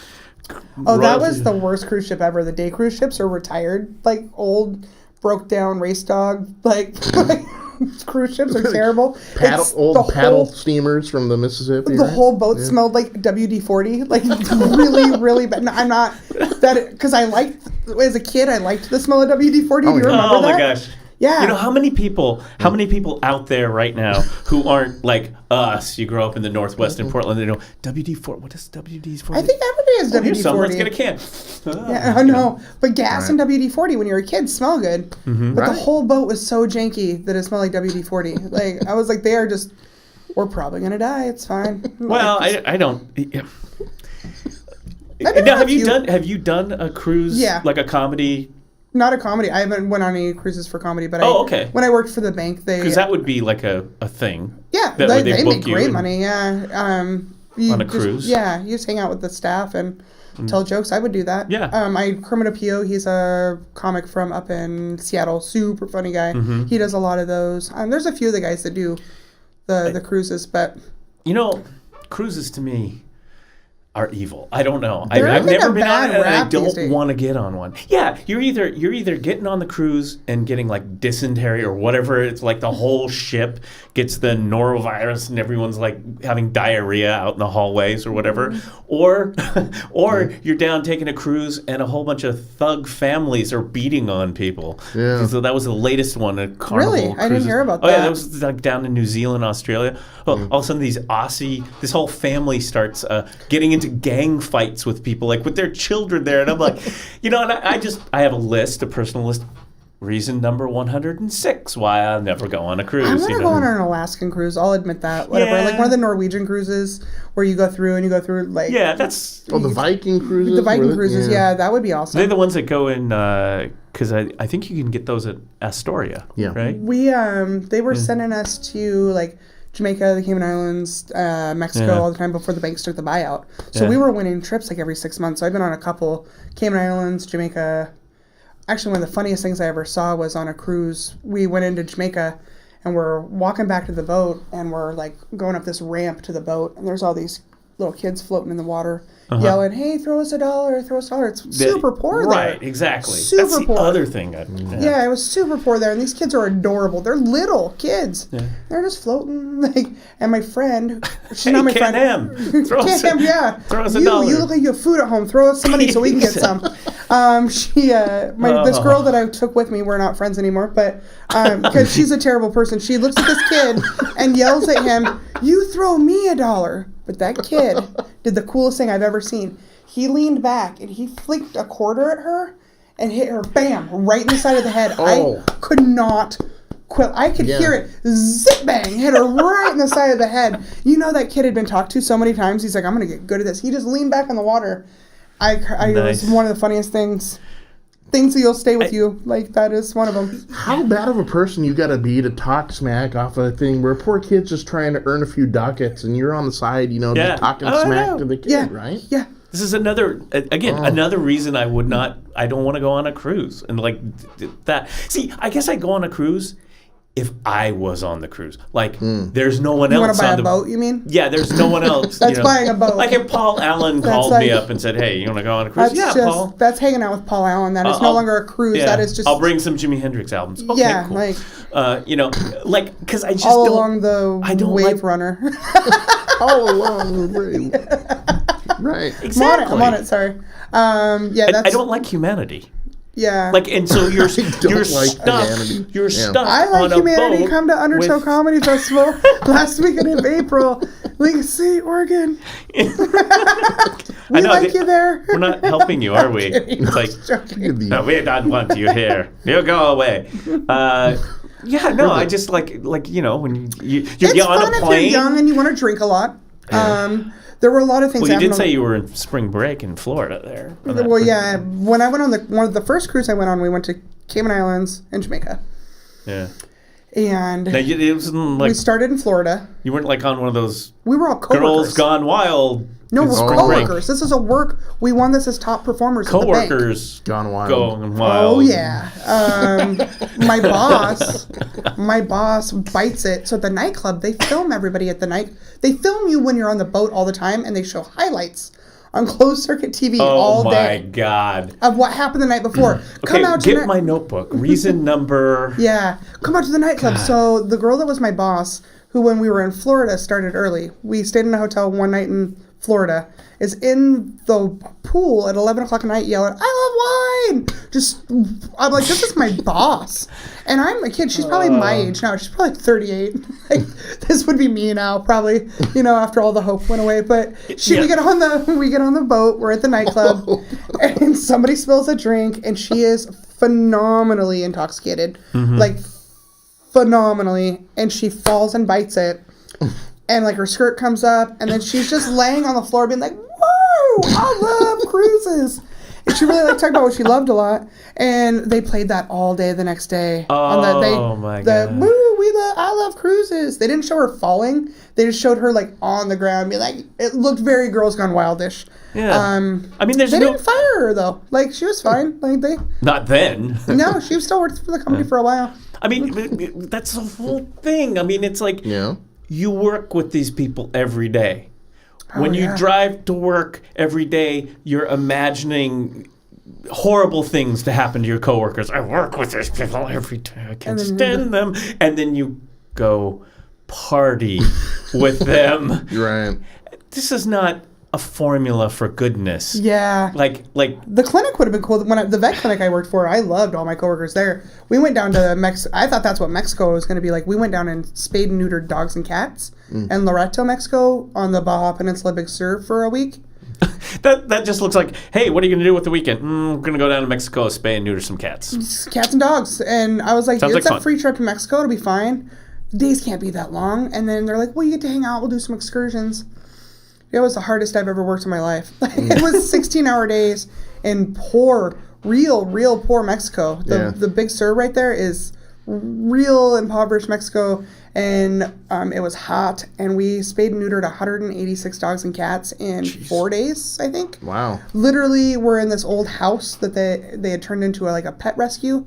And we are just doing the surgeries right there, not in like a surgery suite. We are just operating. And then we were putting them out in the sun to warm them up because, you're cold after you have a surgery. We were putting them on blankets in the sun. All volunteers made sure no flies got on them and stuff. It was insane. The cool thing is it was every super time, cool though, honestly. Every time you go down to Mexico with Amanda, the dogs and cats come out and they look up and they see Amanda. It's like, oh, shit, there she is. They just scatter. Why are there no dogs and cats around you? They're just running away from you. But that was a better trip because I loved all my coworkers there. But yeah. But I mean, it is weird being a comic and knowing how to being a vet tech, knowing how to do stuff. So I get like random messages from like comics that I haven't talked to in a long time. Like there's a comic that moved down to LA and she's doing very well. She messaged me a couple weeks ago and was like, my cat's butt's bloody and it smells bad. And I knew exactly what it was too. I was like, oh yes, has a ruptured anal gland, put a hot pack on it, take him to the doctor in the morning. And this is happening while you're on stage. Yeah. You're telling jokes. It's like, oh, hang on. I've got the manager at Helium, buddy. she's messaged me for her cat. I've had a lot of, I'm like the apocalypse vet doctor.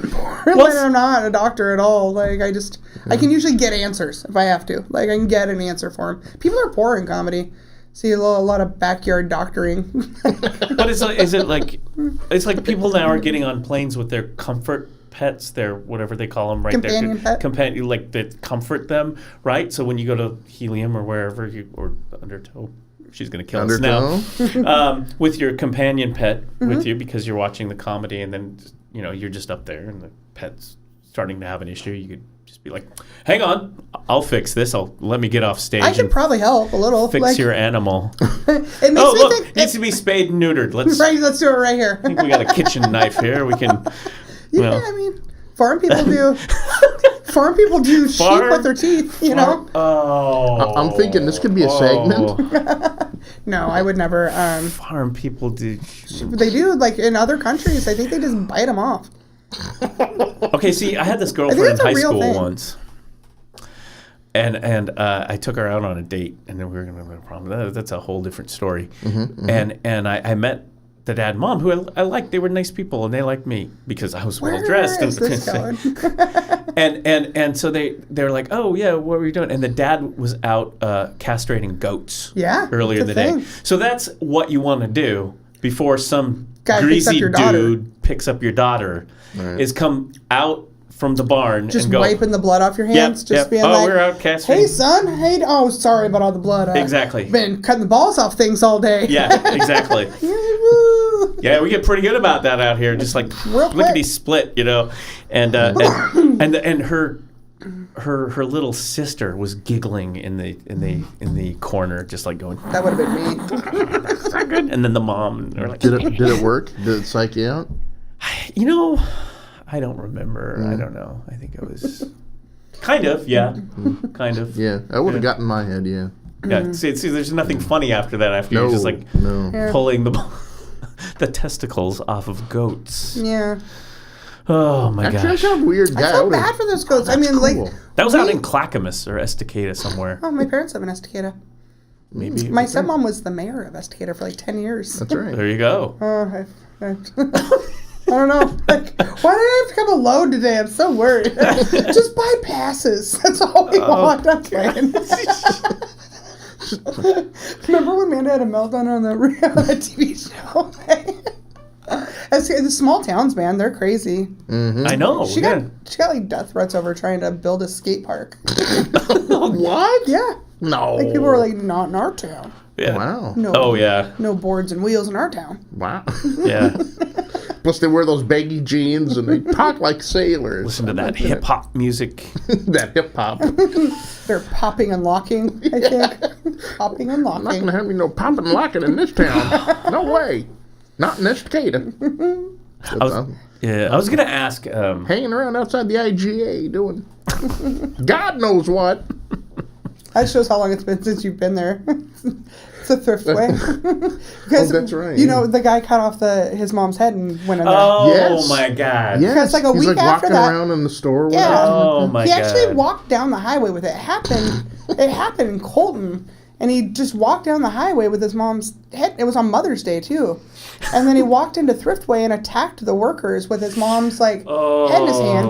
And my dad, like a week later, said something. I just wish all you kids. Something happened in Portland. He's like, I wish all you guys would just move out to Estacada. And I was like, oh yeah, where they're cutting off people's heads like 2 blocks from your house and going to Thriftway. Like bad stuff happens everywhere. Right. I'll just be here in the corner. Yeah, right. No, this was.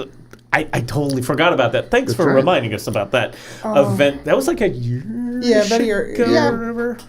Because Mother's Day. One of the doctors told me about it at work. She's like, don't your parents live in Estacada? And, Yeah. and she told me about it, and then I couldn't quit making head puns, and I'm sorry.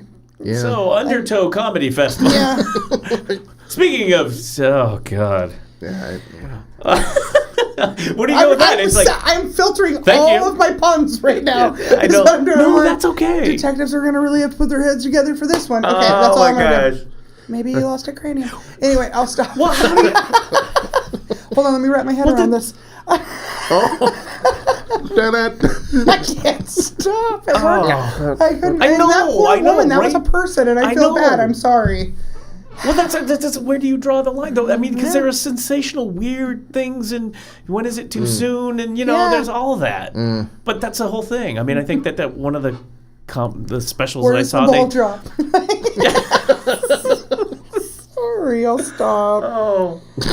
But it had the problem is when you heard about it on the news, on the radio, it had a built-in punchline, that crime, because it was Mother's Day. Yeah. And when you heard people on the news read the story, you could tell they were trying, because how do you're just like... I hope that okay, number one, I would never want any sort of violent crime to happen to me. Well, But... God bless you, Amanda. I mean, really. If it did... But if it did... If it did, I want the newscasters to struggle to talk about it without laughing. Like, I want it to be something where they're like, whew. All right, can I have a second before we go live here? Hold on. Okay, woman killed by goats today. Right. I want it to be something weird. Well, there are those weird Darwin-esque the Darwin Awards, right? People are like, I just want to go in my sleep, and I'm like, nah, let it be something funny. But I am a comic. It involved a septic tank, a herd of goats. Yeah, I mean, something it's like weird where they're like, no, this didn't really happen. some WD-40. Yeah. I mean, it just was like, And it all happened on stage. It was weird. Yeah. As a comedian, I mean, you're not going to go out in a pedestrian manner. You're going to go out in some blazing, fantastic ball of fire that's going to have, I'm sure there's lots of comics that were like, well, that was good. Probably, Don't most just die choking on their own vomit or something? Yeah, I mean, I don't know. Majority, yeah. Do you know there's a whole website of that? Good. People, not comedians, but celebrities who have choked on their own vomit and died. It's a whole website. Yeah. I'm not I'm not giving a good shout out to this website because I don't remember the verbiage. But yeah, it's a whole website just of nothing but celebrities. Maybe it's in the bathroom. Maybe they died in the bathroom. It's either one of those. They either choked on their vomit or they died in the bathroom. Anyway, somebody took the time to make that website. Well, I mean, I mean, people do die in the bathroom. It happens. You spend a good amount of time. Just ask in the bathroom. Elvis. Yeah. Elvis Presley. Mm-hmm. You know. A very good friend of mine died in an outhouse at Food Cartlandia. Oh dear Lord! Yeah, had a massive heart attack. Wow. Yeah, he was also 35. I was actually talking to a doctor friend of mine that said, "You guys, public service announcement. You're welcome." That a lot of men in their 30s, their mid 30s, die of heart disease because there's nothing to tell them, that something's wrong, and then they don't go to the doctor, and then they die. So maybe you get some checkups. See people in their 30s, like seriously, take care of yourself. So rubber glove, get it all checked. Yeah. Get it all checked. I see. I'm the kind of guy I don't want to know. I'm just like, This is how the show's gonna end tonight. We're just gonna be sitting like, yeah, sorry. Yeah, your partner, she's just gonna be like, yeah, I'm like seeing if there's any. Again. Oh, I do have a text Never message. Let's see what's going on here. It's a comedy festival, folks. Right, You're supposed to laugh. It's she said, call me when you have time. It's not bad. It's just to discuss comedy. Oh, never mind. Sorry. Oh, nope. I thought she was talking about me. Nothing. Something else. Yeah, I thought she was watching. She's not watching me. No, probably better. Probably. If she's, I don't know. It's fine though. It's fine. It's comedy. Don't ever read text messages out loud. You're supposed to laugh. Do I know? Do I not know that by now? Right. You just don't read those out loud. Yeah.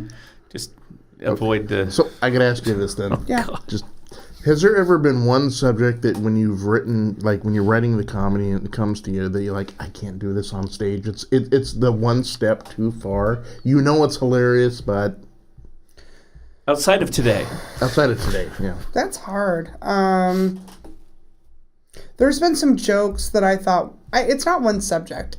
There's jokes that I've thought were funny, and then I'm like, oh, I can't talk about this. Like, the best jokes that you guys aren't hearing are when 2 to 4 comics that all know each other and are friends and know that nobody's going to say anything, and you all respect each other and you're friends, and you mix a little bit of alcohol with that, and that is the comedy gold right there, in my opinion. Like, that's when we're just all loose and we're riffing, and it's like the jam session among and it's musicians. Offensive and it's horrible, but you like kind of, I don't know.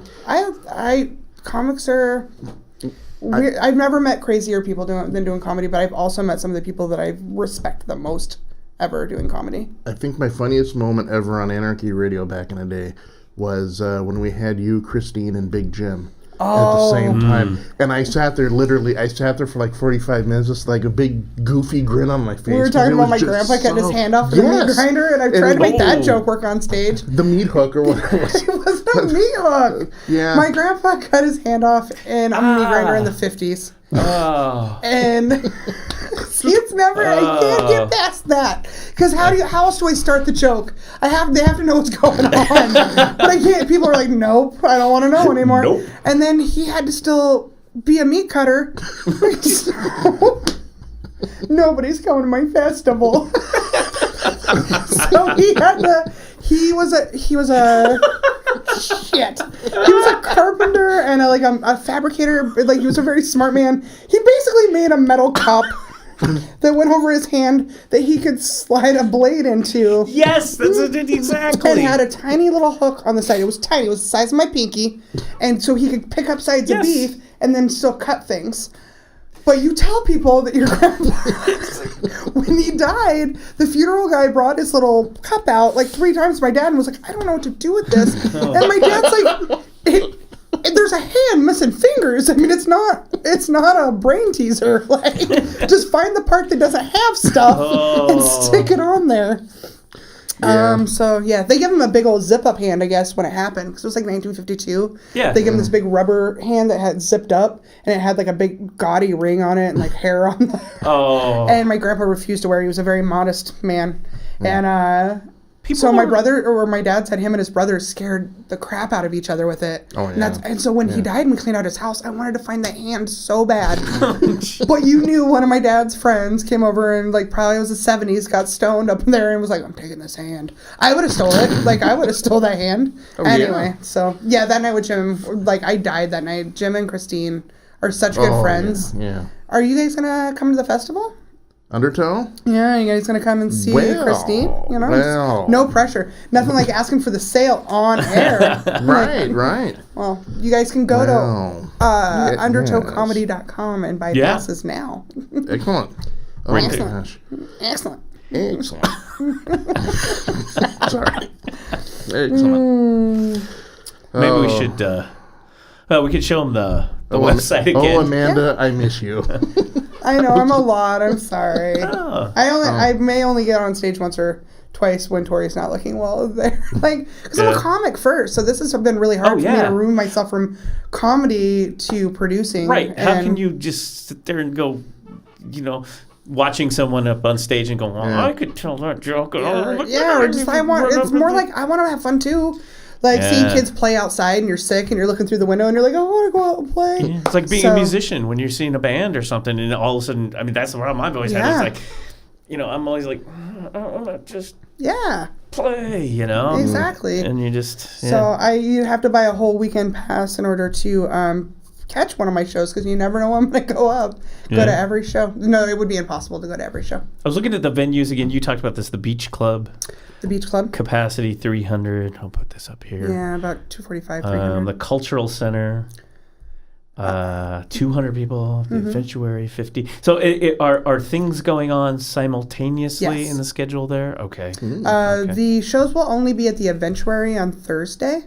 And then Saturday or Friday and Saturday we'll have all three venues going, plus the information booth at Black Squid with an open mic going for a few hours. So excellent. Yeah, we wanted to pull this one up here too. This is on the Facebook. Because you're on the Facebook Undertale Comedy Fest, and here's a nice graphic.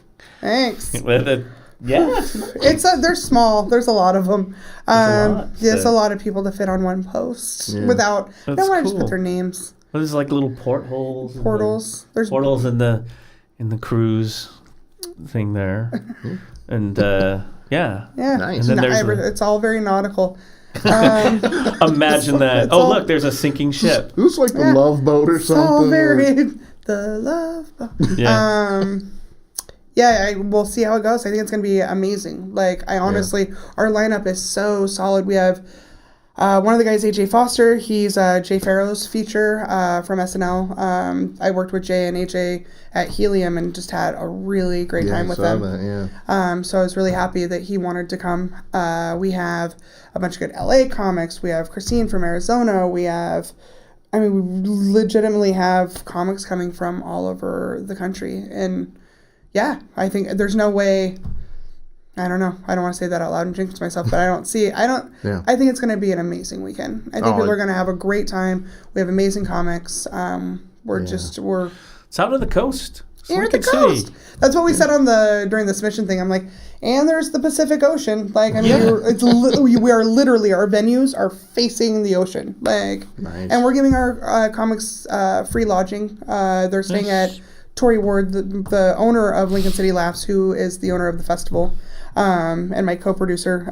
Her family owns this cool hotel called the Historic Anchor Inn, and Tori and I stay there by ourselves when we go and do planning. And it's like, she grew up there, and she's also I don't think she believes in ghosts, maybe, but I do. I fear that I do. I don't know. It's a big hotel to stay in by ourselves, so I'm always like, "Are you sure you don't want to share a room together?" Well, I'm telling you, are you going to be out there? Are you going to be out there planning next weekend? We might be actually. Okay. Because we're just interviewing people that have events on the coast. Right. So it's like you have the comedy festival coming up April 26th, 27th, and 28th. And on Friday we had That's the right. Ghost Conference, Oregon which Ghost is Conference. this coming weekend in Seaside. Ooh, that would be Oregon. fun to go to. Yeah, that's this weekend. So, so we'll just that'll be the requirement for people who come on the show. It's like, are you doing an event at the coast? I could throw a beach party or something. Okay. We'll rename the show R Matey. One of our driving me nuts. Sorry, it's an old kid's joke. Do you remember that joke? A Pirate walks into a bar with a steering wheel in his pants and like, what are you doing? He's like, driving me nuts. Anyway, sorry. How do I remember those from I was like 7. Anyway, I don't know. You're kind of in the professional comics. So yeah. I mean, it's the things that were a default or things that made things really hard for me in my childhood it's weird that they're paying my bills now. Me not being able to shut up when I was a kid, being super preoccupied by everything that's going on around me. Because I think a lot of comics are like that, that we're constantly observing everything that's going on. Those were things that made school and life really hard. And now I'm somehow learned how to make some money off it. So that's kind of cool. So the advice you'd have to kids out there right now would be, what? Just be a wise ass and, Don't get lost in the cube, man. Don't get lost in the cube and force yourself to do it for 14 years and then be like, oh, I am funny. Listen to your inner voice. I don't know. Figure it out earlier than I did, 30, but... Well, who knows? Everything happens when it's supposed to happen. All that stuff. I love doing it, and comedy has changed my life. I've met so many cool people and built many awesome relationships, and I've never felt like I was supposed to do anything more than I was supposed to do this, and I've never done anything while in the process of it that felt so right. Yeah. I gotta know who. And then this was kind of banked a while ago. In my head. Yeah. Who's your favorite? You were talking about growing up and watching comedy, getting the VHSs. I can't say I have a favorite because it depends on mood. Yeah, sure. But things that, ones that really stick out to me, it's, like I said, my comedy palette has changed. I loved Andrew Dice Clay as a kid. Wow. I loved his whole, dynamic and his, Jack and Jill, and he was filthy and it was naughty. You weren't supposed to be listening to it. I loved that. But George Carlin was really a huge, and my dad loved him. Yeah. And he looked and sounded just like my favorite uncle. Excuse me. And so I loved him. When he, and going back, his early stuff's phenomenal, and some of his later stuff, I'm like, you know what? Quit bitching. You're preaching now, George. Yeah. But I love that you can see that in comics, and that they're not always just cookie cutter and boom, boom, boom. That you get to see those ebbs and flows in their performance, and that's kind of cool. I watched. I liked Roseanne Barr when I was a kid. Paula Poundstone. Yeah, she was just here not too long ago, right? She was down at the Aladdin. Sam Kinison. Sam, yeah. Yeah, because the thing about Sam is he was so loud that unless you liked listening to stories or unless you liked listening to comedy, that it would have been easy to just zone him out and just be like, what is this guy talking about? But his whole joke about growing food in the desert, being like, move out of the desert. I loved that as a kid. Eddie Murphy, Richard Pryor. I got in trouble for singing Eddie Murphy at school. I got an ice cream. That whole on Raw. I got in trouble for singing that, and they had to talk to my parents. And now thinking about it, my teacher was probably 26, and here's this little blonde, green-eyed girl rehearsing Eddie Murphy on recess with 10 kids standing around me, but I'd memorized it, so... This is crazy. This whole thing about your childhood growing up and literally in the biopic that they will make of you in HBO when you do your HBO special, right? Yeah. And then there'll be the little flashback to your life, and you literally will be the kid on the schoolyard. It kept going doing too. That. I mean, crazy. I did a lot of. Don't judge me, but I did a lot of recreational drugs in high school in my early 20s, a lot of mushrooms and a lot of pot.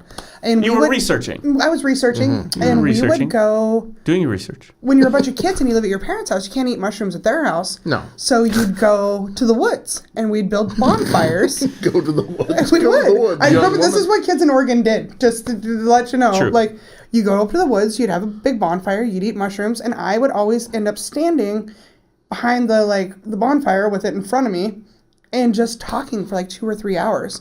And one night my friend was like, oh my God, I feel like I just watched a comedy special. you need to do this. And I was like 17. So all these times through my life, there were road signs saying hey, this is probably a good idea. Maybe you should do this. I'm glad I didn't do it in like my late teens, early 20s, because I was such a shit show that I would have burned a bunch of bridges. I would have. I was rowdy. I liked to party. I was cocky. Like, it wasn't the time. It happened when it was supposed to happen. Mm-hmm. Nice. Yeah. I don't know. I'd like to see that Amanda too. Right.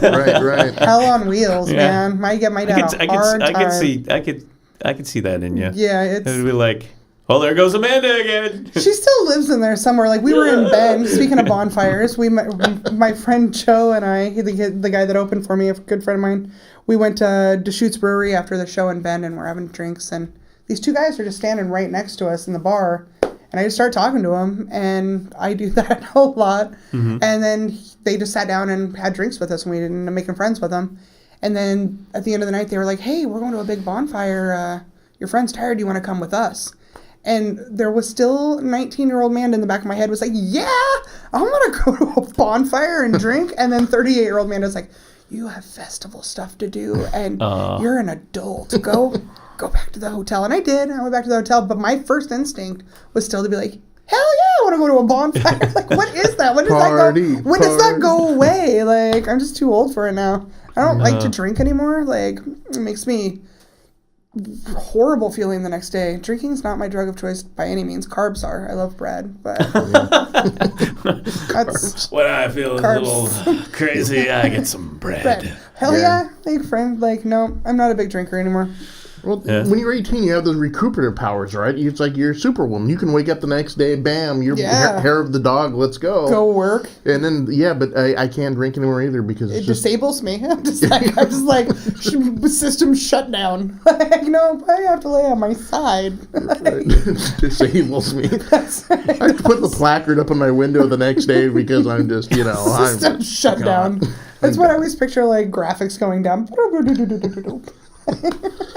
Anyway. So, folks, we got the Undertale Comedy Festival coming up next weekend down at Lincoln City. You do not want to miss it. Undertale Comedy Festival. It's not next weekend. It's not next weekend. You just totally were thinking something else. Not this next weekend, but the weekend. April 26th, 27th, 6 weeks and 28th. out. Don't stress me out, man. I'm not ready. You were going so well there. We were letting you go, and then it was like, oh, wait a minute. You were thinking of the other. Well, back in the radio thing, I always had these notes all over the place where they remind me because if it's in my head, it's nothing I need to know, right? Were you drinking last night, Jason? Well, no. Were you at a bonfire? No.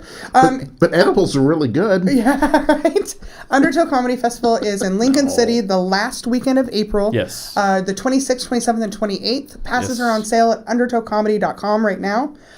Get your passes, and then you'll be able to reserve your shows that you want within the first two weeks before the show. If you're gonna stay in Lincoln City, if you could book your hotel through the book your hotel link on our website, that would be awesome. It's like all the hotels in Lincoln City, but it just shows that we're bringing people from out of town. Because the city's paying for all that. See, folks, I botched that on purpose because she's much, much better at it than I am. Oh, you know how much I've had to say this over and over again? But I love it. Like, this is my baby, man. I want this to go so good.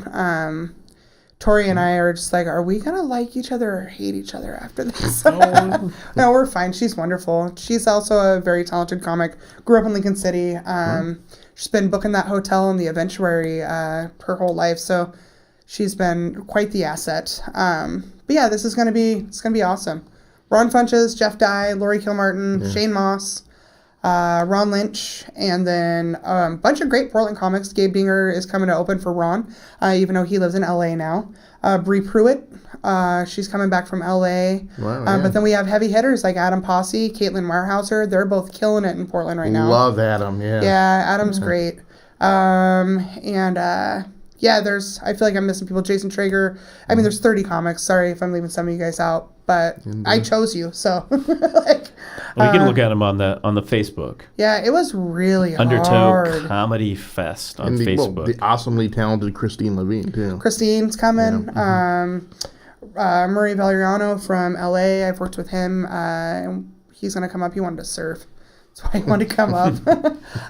But yeah, it's going to be pretty damn amazing. I'm excited. Yeah. It was really hard picking the comics, being limited to who we could pick. Yeah. That was so hard. Because you have people that are so funny. Like, these people are so funny. I genuinely laughed at so many of the videos, like, where you're like, man, how do I... Well, in order to put it on a show, right, don't you have to have, like, okay, this comedian does this comedian does that. We got to blend it out and even it out and make sure. But you got to have those comics first. So you got to have your lineup, and then you build your shows. Yeah. Well, at least that's how we did it. I don't know. So we're new to this. We also have Lucas Seeley coming from, he's a nationally touring comic. He's coming as Industry. And he is the co-producer of Big Sky Comedy Festival. We're really excited to have him. Yeah. Their submissions open in June, so this is great. So this will give him a chance to take a look at a bunch of like up-and-comers, and so when they submit, kind of have an idea of, what they're all about. Yeah. And we'll do some industry panel. We have Rich Miller coming, who is Dennis Miller's brother. Oh, cool. He owns Cap City Comedy Club in Austin and books a bunch of stuff. I don't know what that looks for. And I didn't. Nothing. Yeah, he books. Has nothing to do with Dennis Miller or a Dennis Miller story. But anyway, so yeah, he'll be good industry. The comics will get a chance. Helium's our big sponsor. The manager of Helium will be there. We'll sit down and talk to the comics about how to get booked and. Cool. So it's a panel. We're doing a lot. We're doing a panel. We have a photographer coming from Centralia, Washington. Weird place, but Gabe Botten, he's done so many comics headshots, and we're going to get our comics headshots while they're there. He's going to take a bunch of pictures. Wow. It's going to be awesome. Nice. Cool. Yeah. So that's, again, that is at the website where you want to go to get your passes and all that is... Right there. We'll pull it up again, is the undertowecomedy.com, and also the Undertow Comedy Festival on Facebook and Undertow Comedy on Twitter. Yep. But you need to go to undertowcomedy.com to get your tickets. We do. Yes, that's how you do it. But you can follow them on Twitter and Facebook. Follow us on all the social medias. We also are still taking submissions for volunteers. So if you volunteer for a full day, you get to stay at the volunteer house. I volunteer, Jason. For one extra day. So you get a pass to the festival. So if you come work for a day, then you get to, those spots are limited. But we do. Do you have are there like septic tanks, outhouses to clean and things like that for volunteers? We'll see. Yeah, if they have a bad attitude. No, just kidding. Cool. No. Because I volunteer Jason. How come I'm on latrine duty? Yes. What's going on? KP for you. Yeah, KP for you. Yeah, it's not going to be like a peeling dirty, potatoes. It won't be like a dirty music festival. When I think of outhouses, I think I like going and seeing fish and stuff. Yeah, exactly. Can we do that though? That would be perfect. Yeah. It'd be like, you just see a picture of us on Facebook that weekend. We're peeling potatoes. Here, Jason and I are wearing the white T-shirts and stuff, peeling. Volunteering for the Undertow Comedy Festival. That would be really funny, actually. We have a good friend of mine who, Shannon Feltis, she's going to come and cook breakfast. She's a chef. She's going to cook breakfast for our comics on Thursday or Friday and Saturday. We haven't announced that. We haven't announced that on Facebook yet, and Twitter and the Instagrams, but she just got sponsored by Whole30. So. Yeah. Cool. Oh, very cool. Yeah. So she's going to come and feed our folks. She's an amazingly talented chef. So cool. Nom nom noms. Well, I'm excited. I've been following this. Well, I've been following you since the Oak Grove stuff, and I've been following that. Thank you guys for your support. I really appreciate it. No, absolutely. I mean, it's only taken a year for us to get you on here. I've mentioned often. It's like, it'd be great sometime to have Amanda on, and then it's like, well, she's got a comedy festival, so. Side note, I'm gonna just take all the opportunities while I'm on here. March 28th too. Yes, you can come. Please. Dirty Dozen. But don't come if you're easily offended, because it is all dark and dirty comedy. That's the whole. Oh, where's that? That's the whole niche. Helium. That is at Helium. Helium Comedy Club, 9th and Hawthorne, 8 p.m. on March 28th. I have taken over that show. We also do Dirty Dozen roast battles every once in a while. I've won those a couple times, so I'll be sponsoring doing those as well, hosting them. But March 28th, you can go to Helium and see me host. Okay. With a great lineup. You can see that on my personal page, I believe, or if you just look up Helium Dirty Dozen on Facebook, it'll come right up. Or you've got a page. Yeah, Amanda I've got Arnold. an event going. Yeah, Amanda Arnold is my Facebook. Facebook. And there's also Amanda Arnold Comedy. Something, Google that, it'll come up. And Twitter and all Twitter, that. Amanda _ Arnold. Amanda Arnold. And Comment. Amanda Grace Arnold on Instagram. There you go. Can you change your Instagram name? I didn't expect don't Instagram know. to be that big of a deal. I was like, this is dumb, and now it's my favorite social media. You know what? Yeah. I might I love it. have an Instagram of you back in the Oak Grove. Yeah. Back a while. Yeah, I think I do. Somewhere on my Instagram, like whatever many years ago that I'll have was to go look at it. on stage. Yeah, but you know how it is when Yeah. you've got like 1,000 pictures on Instagram. It's Yeah. like, where was that picture from So 5 hard. years ago? Who Yeah. knows, right? There has to be a way to filter that, I wonder. I'm so technically unsavvy. It's like Instagram. Oh, okay. I've heard of it. Yeah, it's You the... know, yeah. Instagram's kind of like when Facebook started getting popular when Yeah. everybody was still on MySpace. Gotcha. Okay. For a lot of people. And I'm like, nope, Instagram's cool. Kids like it. The young kids. Kids these days. I know. Those kids. So, Undertow, Undertow. comedyfestival.com. You got time. Well, you don't get them now. Get them now, but... So you get your stuff. And then the Dirty Dozen coming up on That's the right. 28th Of of March. this month. March. Excellent. At Helium. That's a really good lineup, too. It's gonna Yeah. be really funny. Which Yeah. Amanda will be hosting. I'll be hosting, so I'll tell some Excellent. jokes. And I'm going to try to get some sponsors to Yeah. give me some weird stuff to give to you guys. So Nice. There you I go. like we'll it. see. Anything else? I mean, that that's sounds good. like that's good.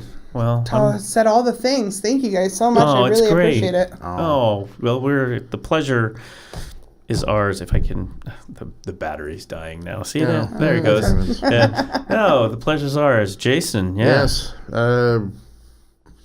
Peeling potatoes. Peeling potatoes, doing that thing. Yeah. All right. Keeping a low profile. So we'll be back on Friday. So have a safe week, That's and I think Friday we'll have be Sweet 16, the sports ball stuff. So we'll have some That's sports right. balls Sports ball. to talk Right. about. So Right. we'll do that. So thanks again to Amanda Arnold, and, Yeah. Thank you guys so Yeah, much. thank I you. appreciate it. and we will see you later. Thank you guys. Undertow Comedy Festival. Go check it out. Go team.